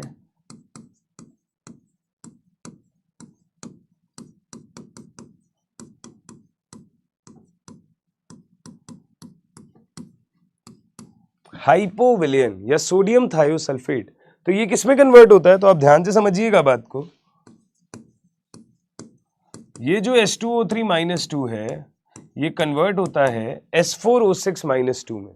ठीक है, हम बोलते हैं ये आपका थायोसल्फेट आयन है, ये आपका थायोसल्फेट आयन है जो आपका परिवर्तित होता है टेट्राथायोनेट आयन में। बेटा थायोसल्फेट आयन है जो आपका परिवर्तित होता है किसमें, टेट्राथायोनेट में। हम बोलते हैं यहां पे आपकी सल्फर पे स्टेट होती है +2 और यहां पे स्टेट होती है 2.5। तो हम बोलते हैं कि अगर आपको एन फैक्टर लिखना है H2O3 का, तो वो क्या हो जाएगा, 2.5 से 2 का चेंज, और कितने सल्फर हैं, 2, तो आंसर क्या आ जाएगा, 1। ठीक है, कोई आपसे कहे टेट्राथायोनेट आयन का एन फैक्टर बताओ, तो वैल्यू आएगी 2 से 2.5 और कितने का चेंज आएगा, 4, तो 0.5 इंटू 4 आंसर आएगा 2। आंसर क्या आएगा, 2। तो इसके लिए एन फैक्टर 1 आएगा, इसके लिए एन फैक्टर 2 आएगा। ठीक है, जैसे काम आया आप बताना। ये क्या करता है, हमेशा यहां पे हमारे पास में रिएक्शन होती है, आयोडीन के साथ ये ज्यादातर रिएक्ट करता है, हाइपोविलियन, और ये क्या करता है, आयोडीन को अपचयित कर देता है I- में और खुद कन्वर्ट हो जाता है S4O6-2 में।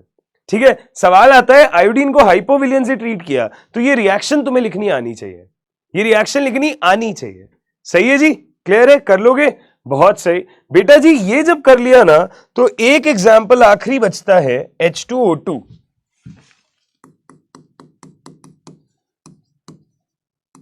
इस सबको मैं तुल्यांकीय अवधारणा में यूज करूंगा, अभी इस पे डायरेक्ट सवाल ज्यादा नहीं आते, तुल्यांकीय अवधारणा में इसके एप्लीकेशन आएंगे जब रिएक्शन लिखने आएगी, तो वो चीज अच्छे से आनी चाहिए। तो H2O2 कैसे यूज होता है, H2O2 जो है ये बेटा जरूरत पड़ने पे H2O में परिवर्तित हो जाता है, जरूरत पड़ने पे O2 में परिवर्तित हो जाता है। यहां पे -1 है, H2O में -2 होगा और यहां 0 है, तो देखो यहां खुद अपचयन कर रहा है, सामने वाले को क्या करेगा, ऑक्सीकृत करेगा, तो इस अभिक्रिया में वो कैसे एक्ट करेगा, ऑक्सीकारक की तरह। और नीचे -1 से 0 खुद ऑक्सीकृत होता है, सामने वाले को क्या करेगा, अपचयित करेगा, तो इस अभिक्रिया में वो कैसा यूज होगा, अपचायक की तरह। बेटा ऊपर वाली रिएक्शन में तुम बोलोगे कि n फैक्टर आएगा -1 से -2, एक का चेंज, 2 ऑक्सीजन है, 2 आ गया, और यहां पे भी n फैक्टर 2 आ गया, ऊपर n फैक्टर 2, नीचे वाले में भी n फैक्टर 2। समझ रहे हो, तो n फैक्टर दोनों ही रिएक्शंस में क्या आ गया, अपनी अपनी जगह पे 2 आ गया। समझ आई बात, क्लियर है, पक्का समझ आ गई अच्छे से, बहुत बढ़िया। तो चाहे ऑक्सीकारक हो चाहे अपचायक हो, n फैक्टर तो H2O2 का हर स्थिति में कितना आएगा, 2 ही आएगा। H2O2 का n फैक्टर हर स्थिति में कितना आएगा, 2 ही आएगा। क्लियर है क्या, बहुत सही, यहां तक बातें समझ आई। अगर यहां तक सारी बातें समझ में आती हैं, n फैक्टर के लिए सब समझ में आता है, तो बेटा जी ध्यान से देखिएगा, हम एक सवाल कर लें इस पे जो जेईई मेंस में आया था, और बहुत ही फुद्दू सा सवाल है, आसान सा सवाल है। ठीक है, इसको मैं ऑक्सीकरण संख्या में भी लिख सकता था, बट मुझे तुम्हें n फैक्टर सिखाना था, तो उस पे बेस्ड मैंने इसको बनाया। सवाल कह रहा है, ऐसे प्रक्रम को पहचानिए जिसमें ऑक्सीकरण अवस्था का जो चेंज है वो 5 का है, और जब बोला नहीं है कि अभिकर्मक के रिस्पेक्ट में या उत्पाद के रिस्पेक्ट में, तो आपको हमेशा अभिकर्मक के रिस्पेक्ट में ही मानना है, हमेशा अभिकर्मक के रिस्पेक्ट में ही मानना है। तो ध्यान से देखिए पहला पार्ट,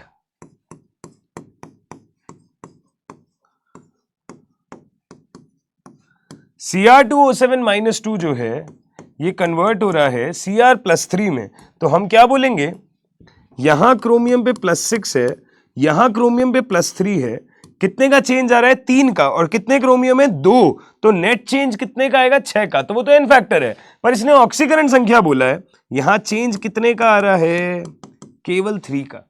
ठीक है, आओ सेकेंड पार्ट करें। सेकेंड पार्ट है MnO4- से Mn+2। मुझे लगता है हम आंसर तक पहुंच चुके हैं, यहां +7 है, यहां +2 है, +7 से +2 चेंज कितने का आ रहा है, 5 का, और हमें चाहिए भी क्या, 5 ही तो चाहिए, तो क्या आंसर आ गया क्या, यस आंसर आ गया, तो हम बोलेंगे बी ऑप्शन, हम बोलेंगे बी ऑप्शन हमारा करेक्ट आंसर है, हम बोलेंगे बी ऑप्शन हमारा करेक्ट आंसर है। ठीक है जी, क्लियर है, पक्का, बहुत से, चलिए जी, बहुत बढ़िया, n फैक्टर को बहुत सीखा हमने, अब उसको अप्लाई करेंगे थोड़ी देर में, पर उससे पहले हम अगले फंडे पे आते हैं, और अगला फंडा है बैलेंसिंग ऑफ रिडॉक्स। बेटा नॉर्मल रासायनिक अभिक्रियाएं ना आप कैसे भी बैलेंस कर देते हो, नॉर्मल रासायनिक अभिक्रिया बैलेंस कर देते हो, परमाणु ही तो बैलेंस करने होते हैं, पर रिडॉक्स अभिक्रिया में एक खास बात है, रिडॉक्स अभिक्रिया में एक खास बात है,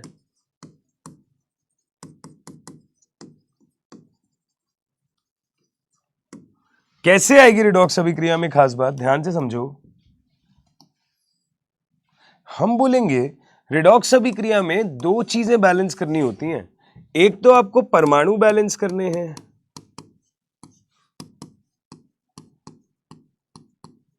एक आपको आवेश बैलेंस करना होता है। ठीक है, एक आपको परमाणु बैलेंस करना होता है, एक आपको आवेश बैलेंस करना होता है। सही है, परमाणु बैलेंस, आवेश बैलेंस। अब ध्यान से देखिएगा, अगर परमाणु भी बैलेंस करना है, आवेश भी बैलेंस करना है, तो हम बोलते हैं कि रेडॉक्स अभिक्रिया बैलेंस करने के लिए माध्यम की आवश्यकता भी होती है। और हम दो तरीके का माध्यम मानते हैं। हम बोलते हैं या तो H+ और H2O लिखा हो तो ये होता है अम्लीय माध्यम,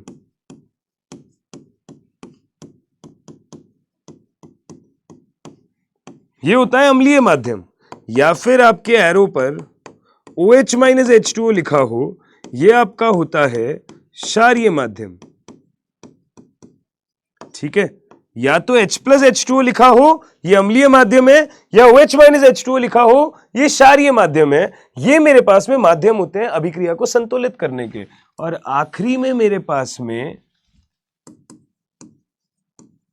आते हैं बैलेंसिंग के मेथड्स। आखिरी में मेरे पास आते हैं बैलेंसिंग के मेथड्स। बैलेंसिंग के जो मेथड्स हैं ये दो तरीके के होते हैं।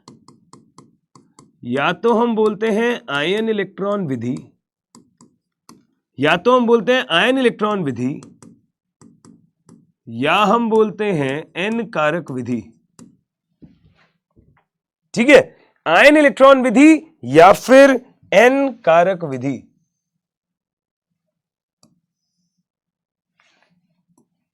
क्लियर है क्या?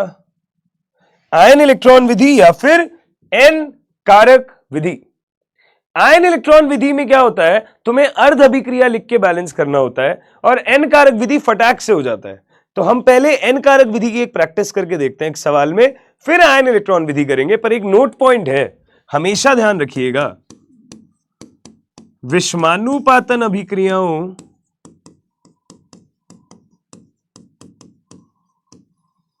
विषमानुपातन अभिक्रियाएं हमेशा विषमानुपातन अभिक्रियाएं हमेशा आयन इलेक्ट्रॉन विधि द्वारा ही संतुलित की जाती हैं।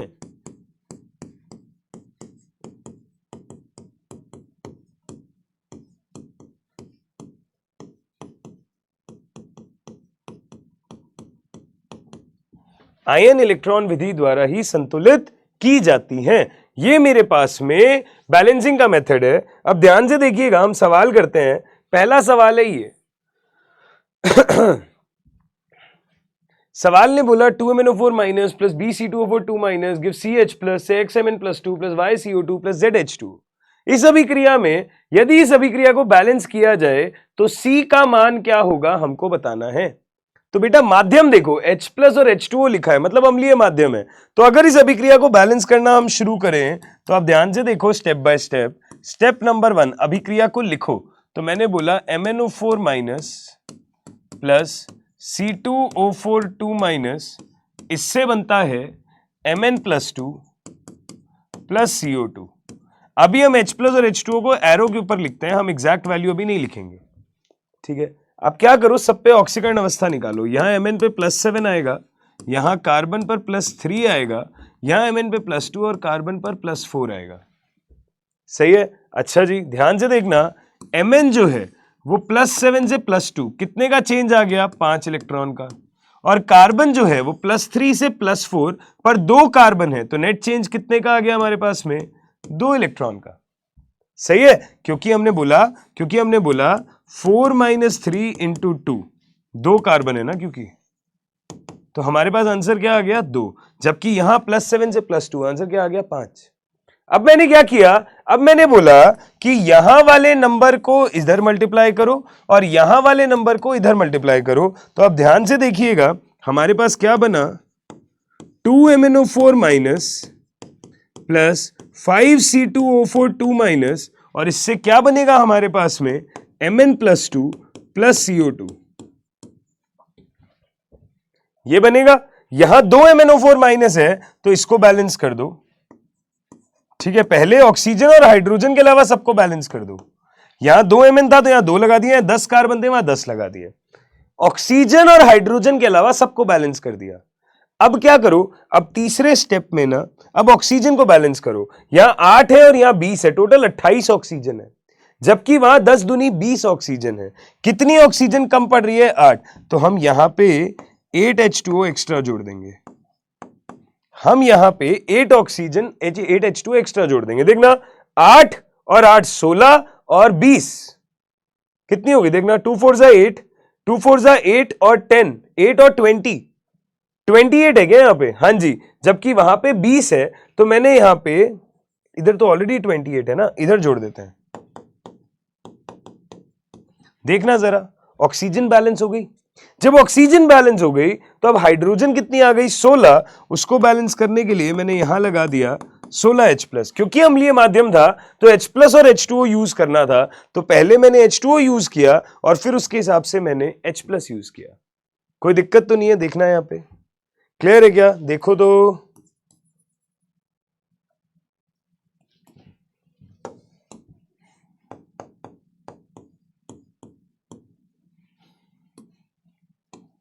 देखो तो यहां तक सब समझ में आया? अगर यहां तक सब समझ में आ गया है, अब अभिक्रिया को चेक कैसे करेंगे? आवेश को चेक करो। यहां कुल आवेश है प्लस का 16, यहां कुल आवेश है माइनस का 2, यहां कुल आवेश है माइनस का 10। तो 16 में से 2 गए 14, 14 में से 10 गए 4, तो यहां पे कुल आवेश आ गया +4, जबकि यहां पे कुल आवेश कितना है? +4। +4 और +4 कुल आवेश संतुलित। अगर कुल आवेश भी संतुलित है तो अभिक्रिया तुमने ठीक बैलेंस कर दी। तो अब कंपेयर कर लो, MnO4 माइनस के आगे 2 आ गया, C2O4 माइनस के आगे 5 आ गया, मतलब B का मान आ गया है 5। ओके, H+ के आगे C आ गया, मतलब C का मान आ गया है 16। Mn+2 के आगे X आ गया, मतलब X का मान आ गया है 2। CO2 के आगे Y आ गया, मतलब Y का मान आ गया है 10। और H2O के आगे Z आ गया, मतलब Z का मान आ गया है 8। ये हो गया है। हमें क्वेश्चन ने C पूछा है तो बेशक C बता दो, कोई और पूछता तो तुम कुछ और भी बता देते, कोई और पूछता तो तुम कुछ और भी बता देते। हमने सारा कर दिया सॉल्व। ठीक है जी, कोई दिक्कत तो नहीं है? पक्का? बहुत बढ़िया। देखो ध्यान से, ये हमने अम्लीय माध्यम में सीधी एन कारक मेथड से बैलेंसिंग करी है। यस,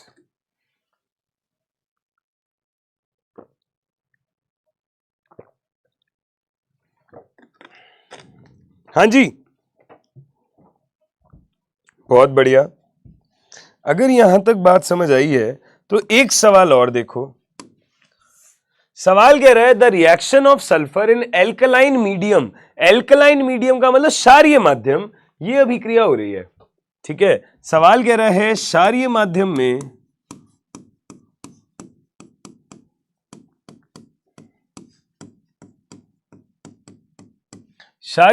में यह अभिक्रिया है S8 plus AOH minus gives BS-2 plus CSO3-2 plus DH2O।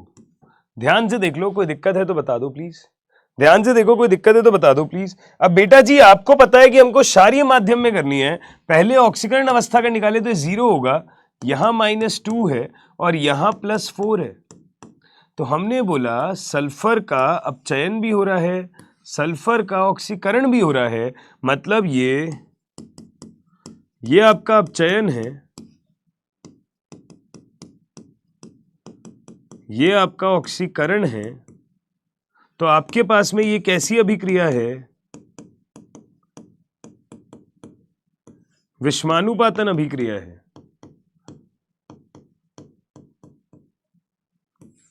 कैसी अभिक्रिया है? विषमानुपातन।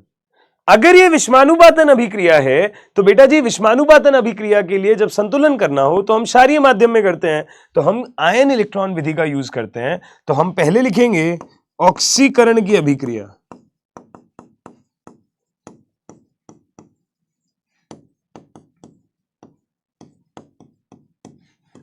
हम पहले लिखेंगे ऑक्सीकरण की अर्ध अभिक्रिया, यानी कि एसिड से हम जा रहे हैं SO3 पे। ठीक है, और फिर हम करेंगे अपचयन की अर्ध अभिक्रिया,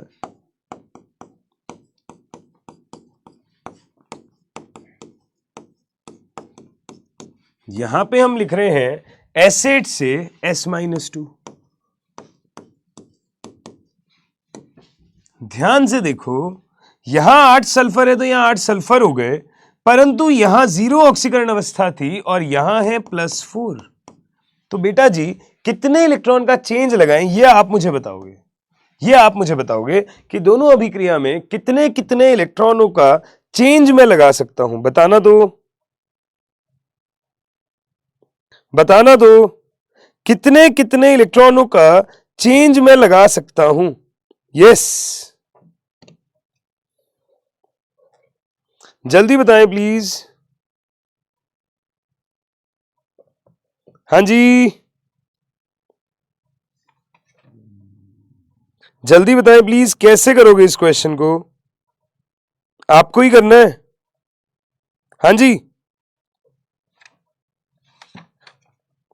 कैसे करोगे, समझ आया क्या? आसान है, बताओ भाई। भाई देखो, एसिड से S-2 जाना तो आसान लग रहा होगा, एसिड से S-2 जाना तो आसान लग रहा होगा, तो फिर भैया SO3 वाले में कितना इलेक्ट्रॉन लगाओगे?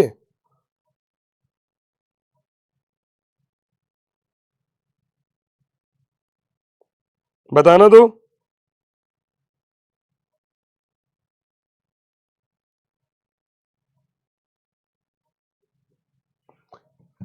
करें ट्राई, ध्यान से सोचो, यहां पे एसिड है, यहां 8S-2, यहां -16 का चेंज आया, तो यहां 16 इलेक्ट्रॉन लगा दिया, क्योंकि 0 से -2 जा रहे थे। अब चयन हो रहा है तो इलेक्ट्रॉनों का लाभ ही होता है, 16 इलेक्ट्रॉन लग गए। यहां 0 से +4 जा रहे हो, ठीक है, ऑक्सीकरण हो रहा है, ऑक्सीकरण हो रहा है, कितने इलेक्ट्रॉन एक्स्ट्रा आ रहे हैं, कितने इलेक्ट्रॉन एक्स्ट्रा आ रहे हैं, ध्यान से देखना। यहां एसिड है, 8S आ रहा है क्या, तो हमने क्या बोला है, 0 से -2 जा रहे थे, 2 का चेंज आ रहा था, 8 सल्फर के लिए 16 का आ गया। यहां सल्फर में 0 से +4 गए हो, कितने का चेंज आ रहा है, 4 का आ रहा है क्या, तो हमने बोला क्या 4 इलेक्ट्रॉन लगेगा, या तुम बताओ कितना लगेगा, जल्दी सोचो, बस ये बता दो फिर हम काम कर लेते हैं। जल्दी बताओ भाई, ऑक्सीकरण है, कितने इलेक्ट्रॉन की हानि बोलोगे?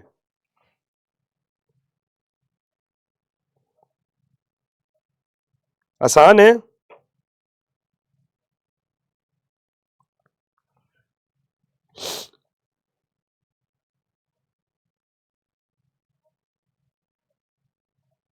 यस,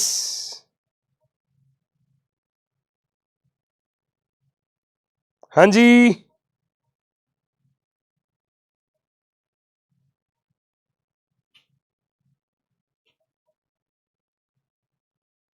ठीक है क्या? हमारे पास क्वेश्चन में एक मिसप्रिंट है यहां पे, यस, मैं वही सोच रहा हूं, इस क्वेश्चन में एक मिसप्रिंट है भाई। ये जो 2 लगा हुआ है ना, ये 2 यहां नहीं होगा, यहां होगा, मतलब ये है, यानी कि यहां पे ये अभिक्रिया ये आएगी। अगर ये आएगी तो यहां 8 है तो यहां 4 आ जाएगा।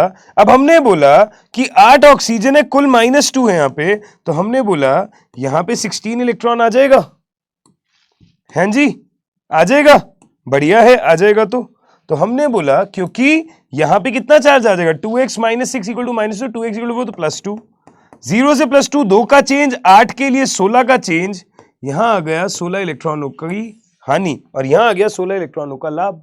अगर मैंने इन दोनों को जोड़ा तो मेरे पास कुल अभिक्रिया कितनी आ जाएगी, कुल अभिक्रिया कितनी आ जाएगी, हम बोलेंगे मेरे पास में आएगा acid plus acid gives 4H2O3 2- plus 8 sulphide ion, और चेंज कितने का आया, 16 इलेक्ट्रॉनों का।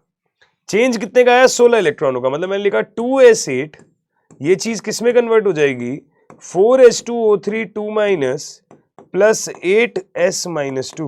तो सल्फर टोटल कितने हैं, 16, और इधर भी हैं 16, ठीक है। अब हमेशा भले क्षारीय माध्यम करना हो, पहले इसको अम्लीय माध्यम में बैलेंस कर दो। अम्लीय माध्यम में पहले ऑक्सीजन के अलावा बाकी सब बैलेंस कर देंगे, बाकी सब बैलेंस है। यहां 12 ऑक्सीजन है तो हमने यहां 12 H2O ऐड कर दिए, और 12 H2O के साथ यहां 24 H आए तो यहां 24 H प्लस ऐड कर दिए, 24 H प्लस ऐड कर दिए। तो हमारे पास अभिक्रिया क्या बनी, 12 H2O plus 2 acid, 12 H2O plus 2 acid, इससे क्या बनेगा 4 H2O3 2 माइनस,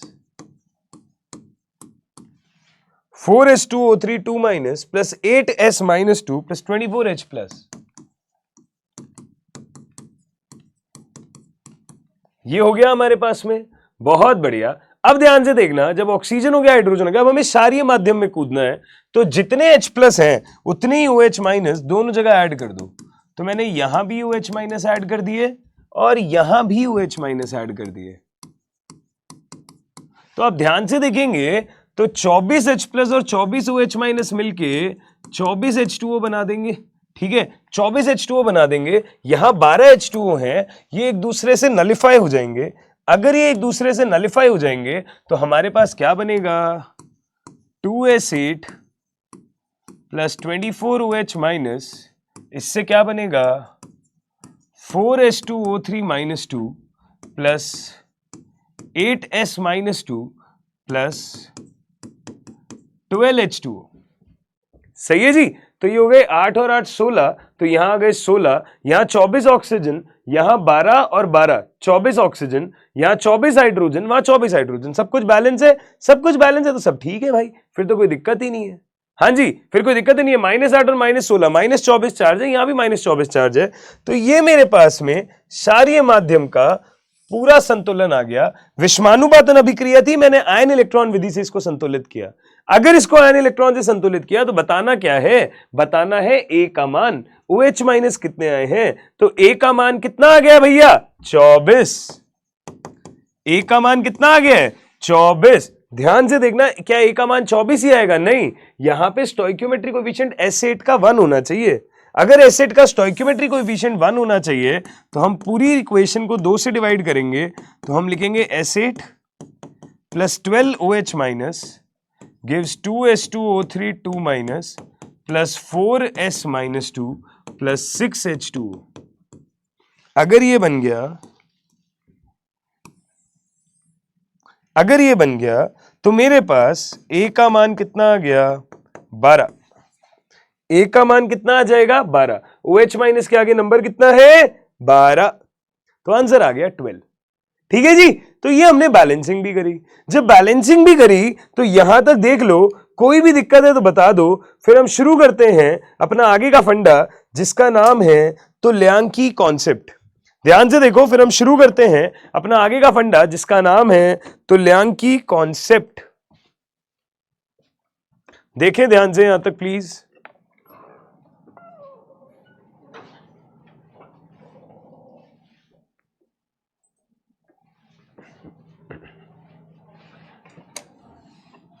हाँ जी, ठीक है, यहां तक आगे बातचीत शुरू करें। चलिए आइए, हम लोग अब आए हैं बेटा अपने अगले फंडे की तरफ, जो है इक्विवेलेंट कॉन्सेप्ट, तुल्यांकी अवधारणा। जैसे तुमने मोल कॉन्सेप्ट एक चैप्टर पढ़ा है ना, इस चैप्टर में हम लोग तुल्यांकी कॉन्सेप्ट पढ़ते हैं। तो पहले हमें सीखना यह होगा कि तुल्यांक निकाले कैसे जाते हैं। तो मैंने आपको पहले भी सिखाया है, मैं फिर से सिखाता हूं। इसे बोला जाता है, जैसे मोल को बोलते हैं दिया गया भार अपॉन मोलर भार, इसे बोलते हैं दिया गया भार अपॉन तुल्यांकी भार। ठीक है, बस इतना ध्यान रखिएगा, तुल्यांकी भार आपका बराबर होता है मोलर भार अपॉन n कारक के। तुल्यांकी भार आपका बराबर होता है मोलर भार अपॉन n कारक के। ठीक है, अब इसी चीज में अगर n कारक को ऊपर ले जाएं तो हम इस फॉर्मूले को ये भी लिख सकते हैं कि मोल्स इंटू n कारक। अगर सांद्रता पद के टर्म में लिखना हो तो इसे हम लिख सकते हैं मोलरता इंटू आयतन लीटर में इंटू n कारक। या फिर हम इसको और क्या लिख सकते हैं, मोलरता इंटू n कारक को एक नया सांद्रता पद कहते हैं नॉर्मलता इंटू आयतन लीटर में। ध्यान दीजिएगा, n का मतलब होता है नॉर्मलता ठीक है, जो बराबर होती है मोलरता इंटू एन कारक के।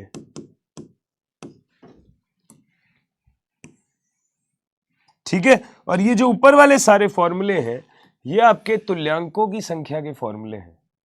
ये सारे आपके तुल्यांकों की संख्या के फॉर्मूले हैं।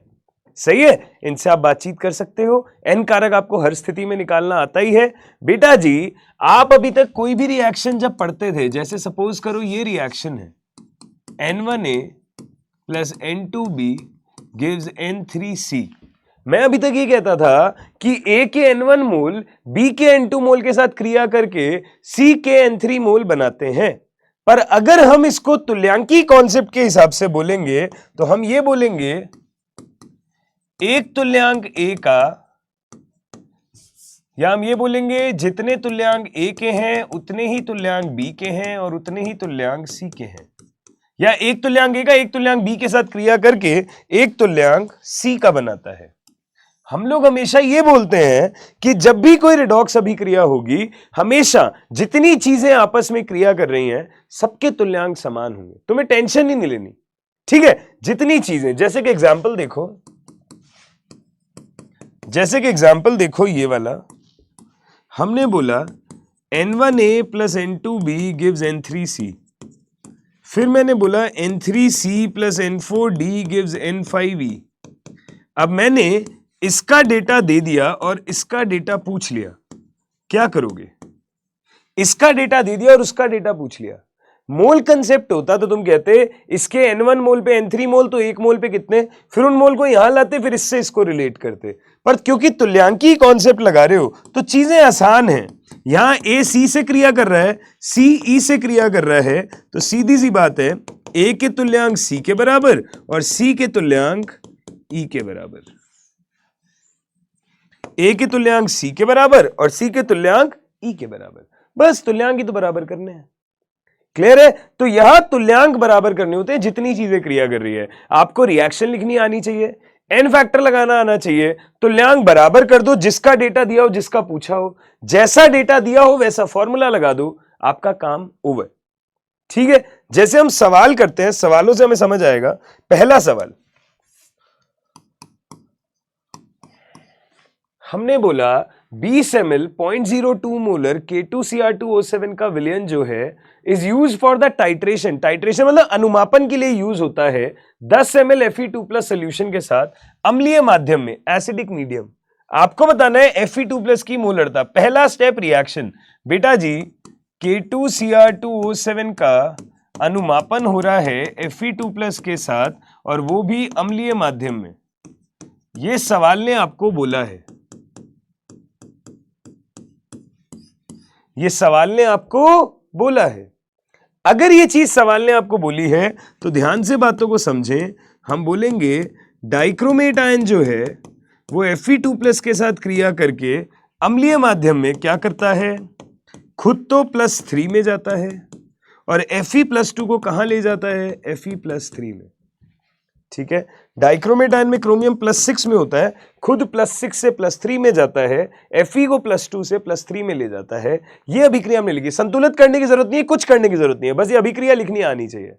ये मैंने सिखाया था कि Fe+2 को ये ऑक्सी कारक है, ऑक्सीकृत करेगा Fe+3 में, खुद +3 में जाता ही है। ठीक है, अब आपको डेटा किसका दिया है, आपको डेटा इसका दिया है 0.02 मोलर, 20 ml, और आपसे पूछा गया है, आपको बोल रहे हैं इसका 10 ml है, इसकी मोलरता बता दो।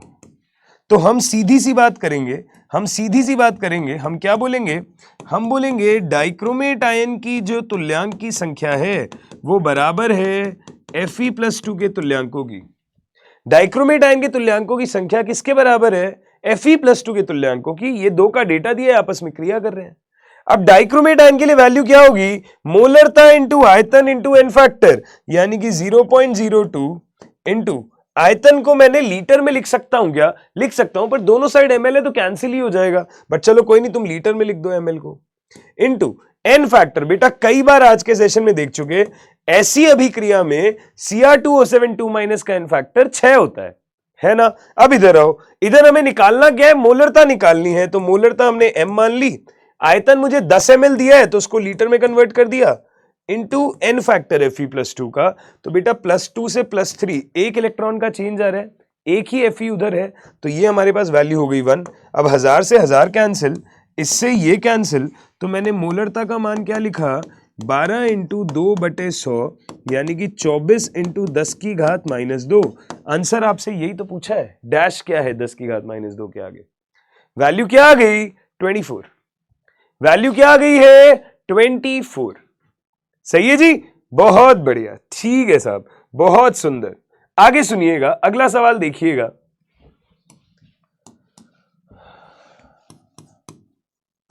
अगला सवाल देखिएगा, सवाल कह रहा है in basic medium CrO4 oxidises H2O3 to form SO4 and itself changes into this. मतलब सवाल ये कह रहा है, खुद ही उसने पूरी रिएक्शन बताई है कि ये इसके साथ में क्रिया करके क्षारीय माध्यम में OH- और वाटर खुद तो कन्वर्ट हो जाता है इसमें और H2O3 को कन्वर्ट कर देता है इसमें। सही है जी। अब सवाल कह रहा है बताओ, इसका डेटा आपको दिया हुआ है 0.154 मोलर, इसका आयतन कितना चाहिए जो रिएक्ट करे इसके 0.25 मोलर 40 ml के साथ। सही है, आपको बताना है इसका हमारे पास में कितना आयतन इसके साथ क्रिया करेगा। संतुलित करने की कोई आवश्यकता नहीं है, सीधी सी बात है, जो चीजें आपस में क्रिया कर रही हैं उनके तुल्यांकों को बराबर करो।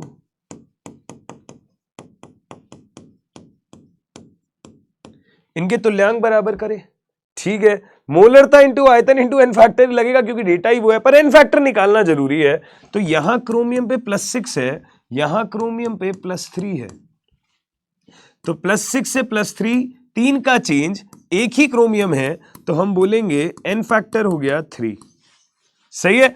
यहां हम बोलेंगे +2 से ये क्या हो जाएगा +6, 4 का चेंज और 2 सल्फर है तो हम एन फैक्टर बोलेंगे 8, है ना। 2 से 6, 4 का चेंज और 2 सल्फर है तो 8। तो हम क्या बोलेंगे, हम बोलेंगे 0.154 into volume into n factor है 3। यहां पे हम क्या बोलेंगे 0.25 इंटू 40, क्योंकि दोनों साइड ml था तो मेरे को ml में ही आंसर भी देना है, तो एज इट इज ही रखा, इंटू एन फैक्टर है 8। यहां से v आ जाएगा क्या,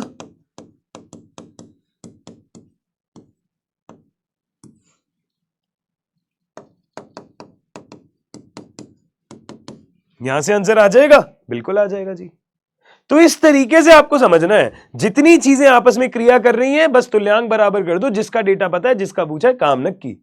ठीक है, एक और सवाल देखो, आखिरी सवाल, एक और सवाल देखो, आखिरी सवाल, फिर आज की क्लास को पैकअप करते हैं। ध्यान से सुनने की कोशिश कीजिएगा। सवाल कह रहा है 20 ml 0.02 मोलर हाइपोविलियन, हाइपोविलियन आपको बताया था Na2H2O3 है ना, is used for the titration of 10 ml copper sulphate solution. मतलब Cu2+ के अनुमापन के लिए हाइपोविलियन को यूज किया जाता है। हाइपोविलियन होता है ये, ठीक है। डेटा क्या कह रहा है आपको, ये है 0.02 मोलर 20 ml, और ये चीज किसके साथ यूज हो रही है, इसके 10 ml के साथ, इसके 10 ml के साथ। ओके, चलो सवाल कह रहा है इस चीज को आप Ki के आधिक्य में करते हो, Ki के आधिक्य में करते हो, स्टार्च को इंडिकेटर की तरह, सूचक की तरह यूज करते हो। आपको बोलना है कि जो Cu2+ की मोलरता है वो कितनी होगी। अगर मैं ऐसे करता हूं तो यहां पे क्या होगा ये मुझे बताना है। अगर मुझे ये बताना है तो ये अभिक्रियाएं दी हुई है, आप ध्यान से देखिएगा। पहली अभिक्रिया आपको ये दी है कि Cu2+ जो है वो 4I- के साथ क्रिया करके Cu2I2 लेता है और साथ में I2 बनाता है, और हमारे पास जो I2 है वो थायोसल्फेट के साथ में क्रिया करके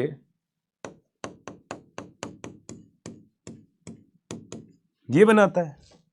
अब बात को समझने की कोशिश करो, डेटा आपको इसका पता है, पूछा आपसे इसका डेटा है, ध्यान से देखना। कॉमन बात क्या है I2, तो हम ये कह सकते हैं क्या, इस पहली अभिक्रिया से ये समझ में आ रहा है कि कॉपर +2 के जो तुल्यांक हैं वो I2 के तुल्यांक के बराबर है, और दूसरी अभिक्रिया से ये समझ में आ रहा है कि I2 के जो तुल्यांक हैं वो H2O3 2- के तुल्यांक के बराबर है।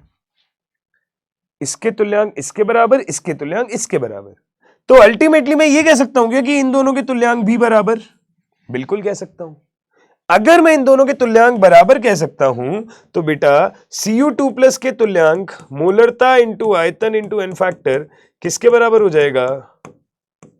थायोसल्फेट आयन के तुल्यांक या हाइपो के तुल्यांक के। ठीक है जी, एन फैक्टर देखना है।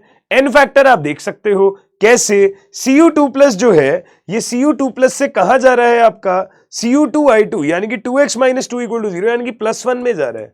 तो एन फैक्टर +2 से +1 एक का चेंज आ रहा है, तो एन फैक्टर आएगा 1। तो हमने बोला मोलरता इंटू इसका आयतन कितना है 10 ml इंटू एन फैक्टर है 1। H2O3 2- ये तो कई बार हम देख चुके, 1 आता है एन फैक्टर, यहाँ पे 2 से 2.5, 0.5 का चेंज, 2 सल्फर है 1। हमने बोला 0.02 मोलर है इंटू 20 ml आयतन है इंटू 1 इसका एन फैक्टर है, तो यहां से मोलरता कितनी आ जाएगी? ये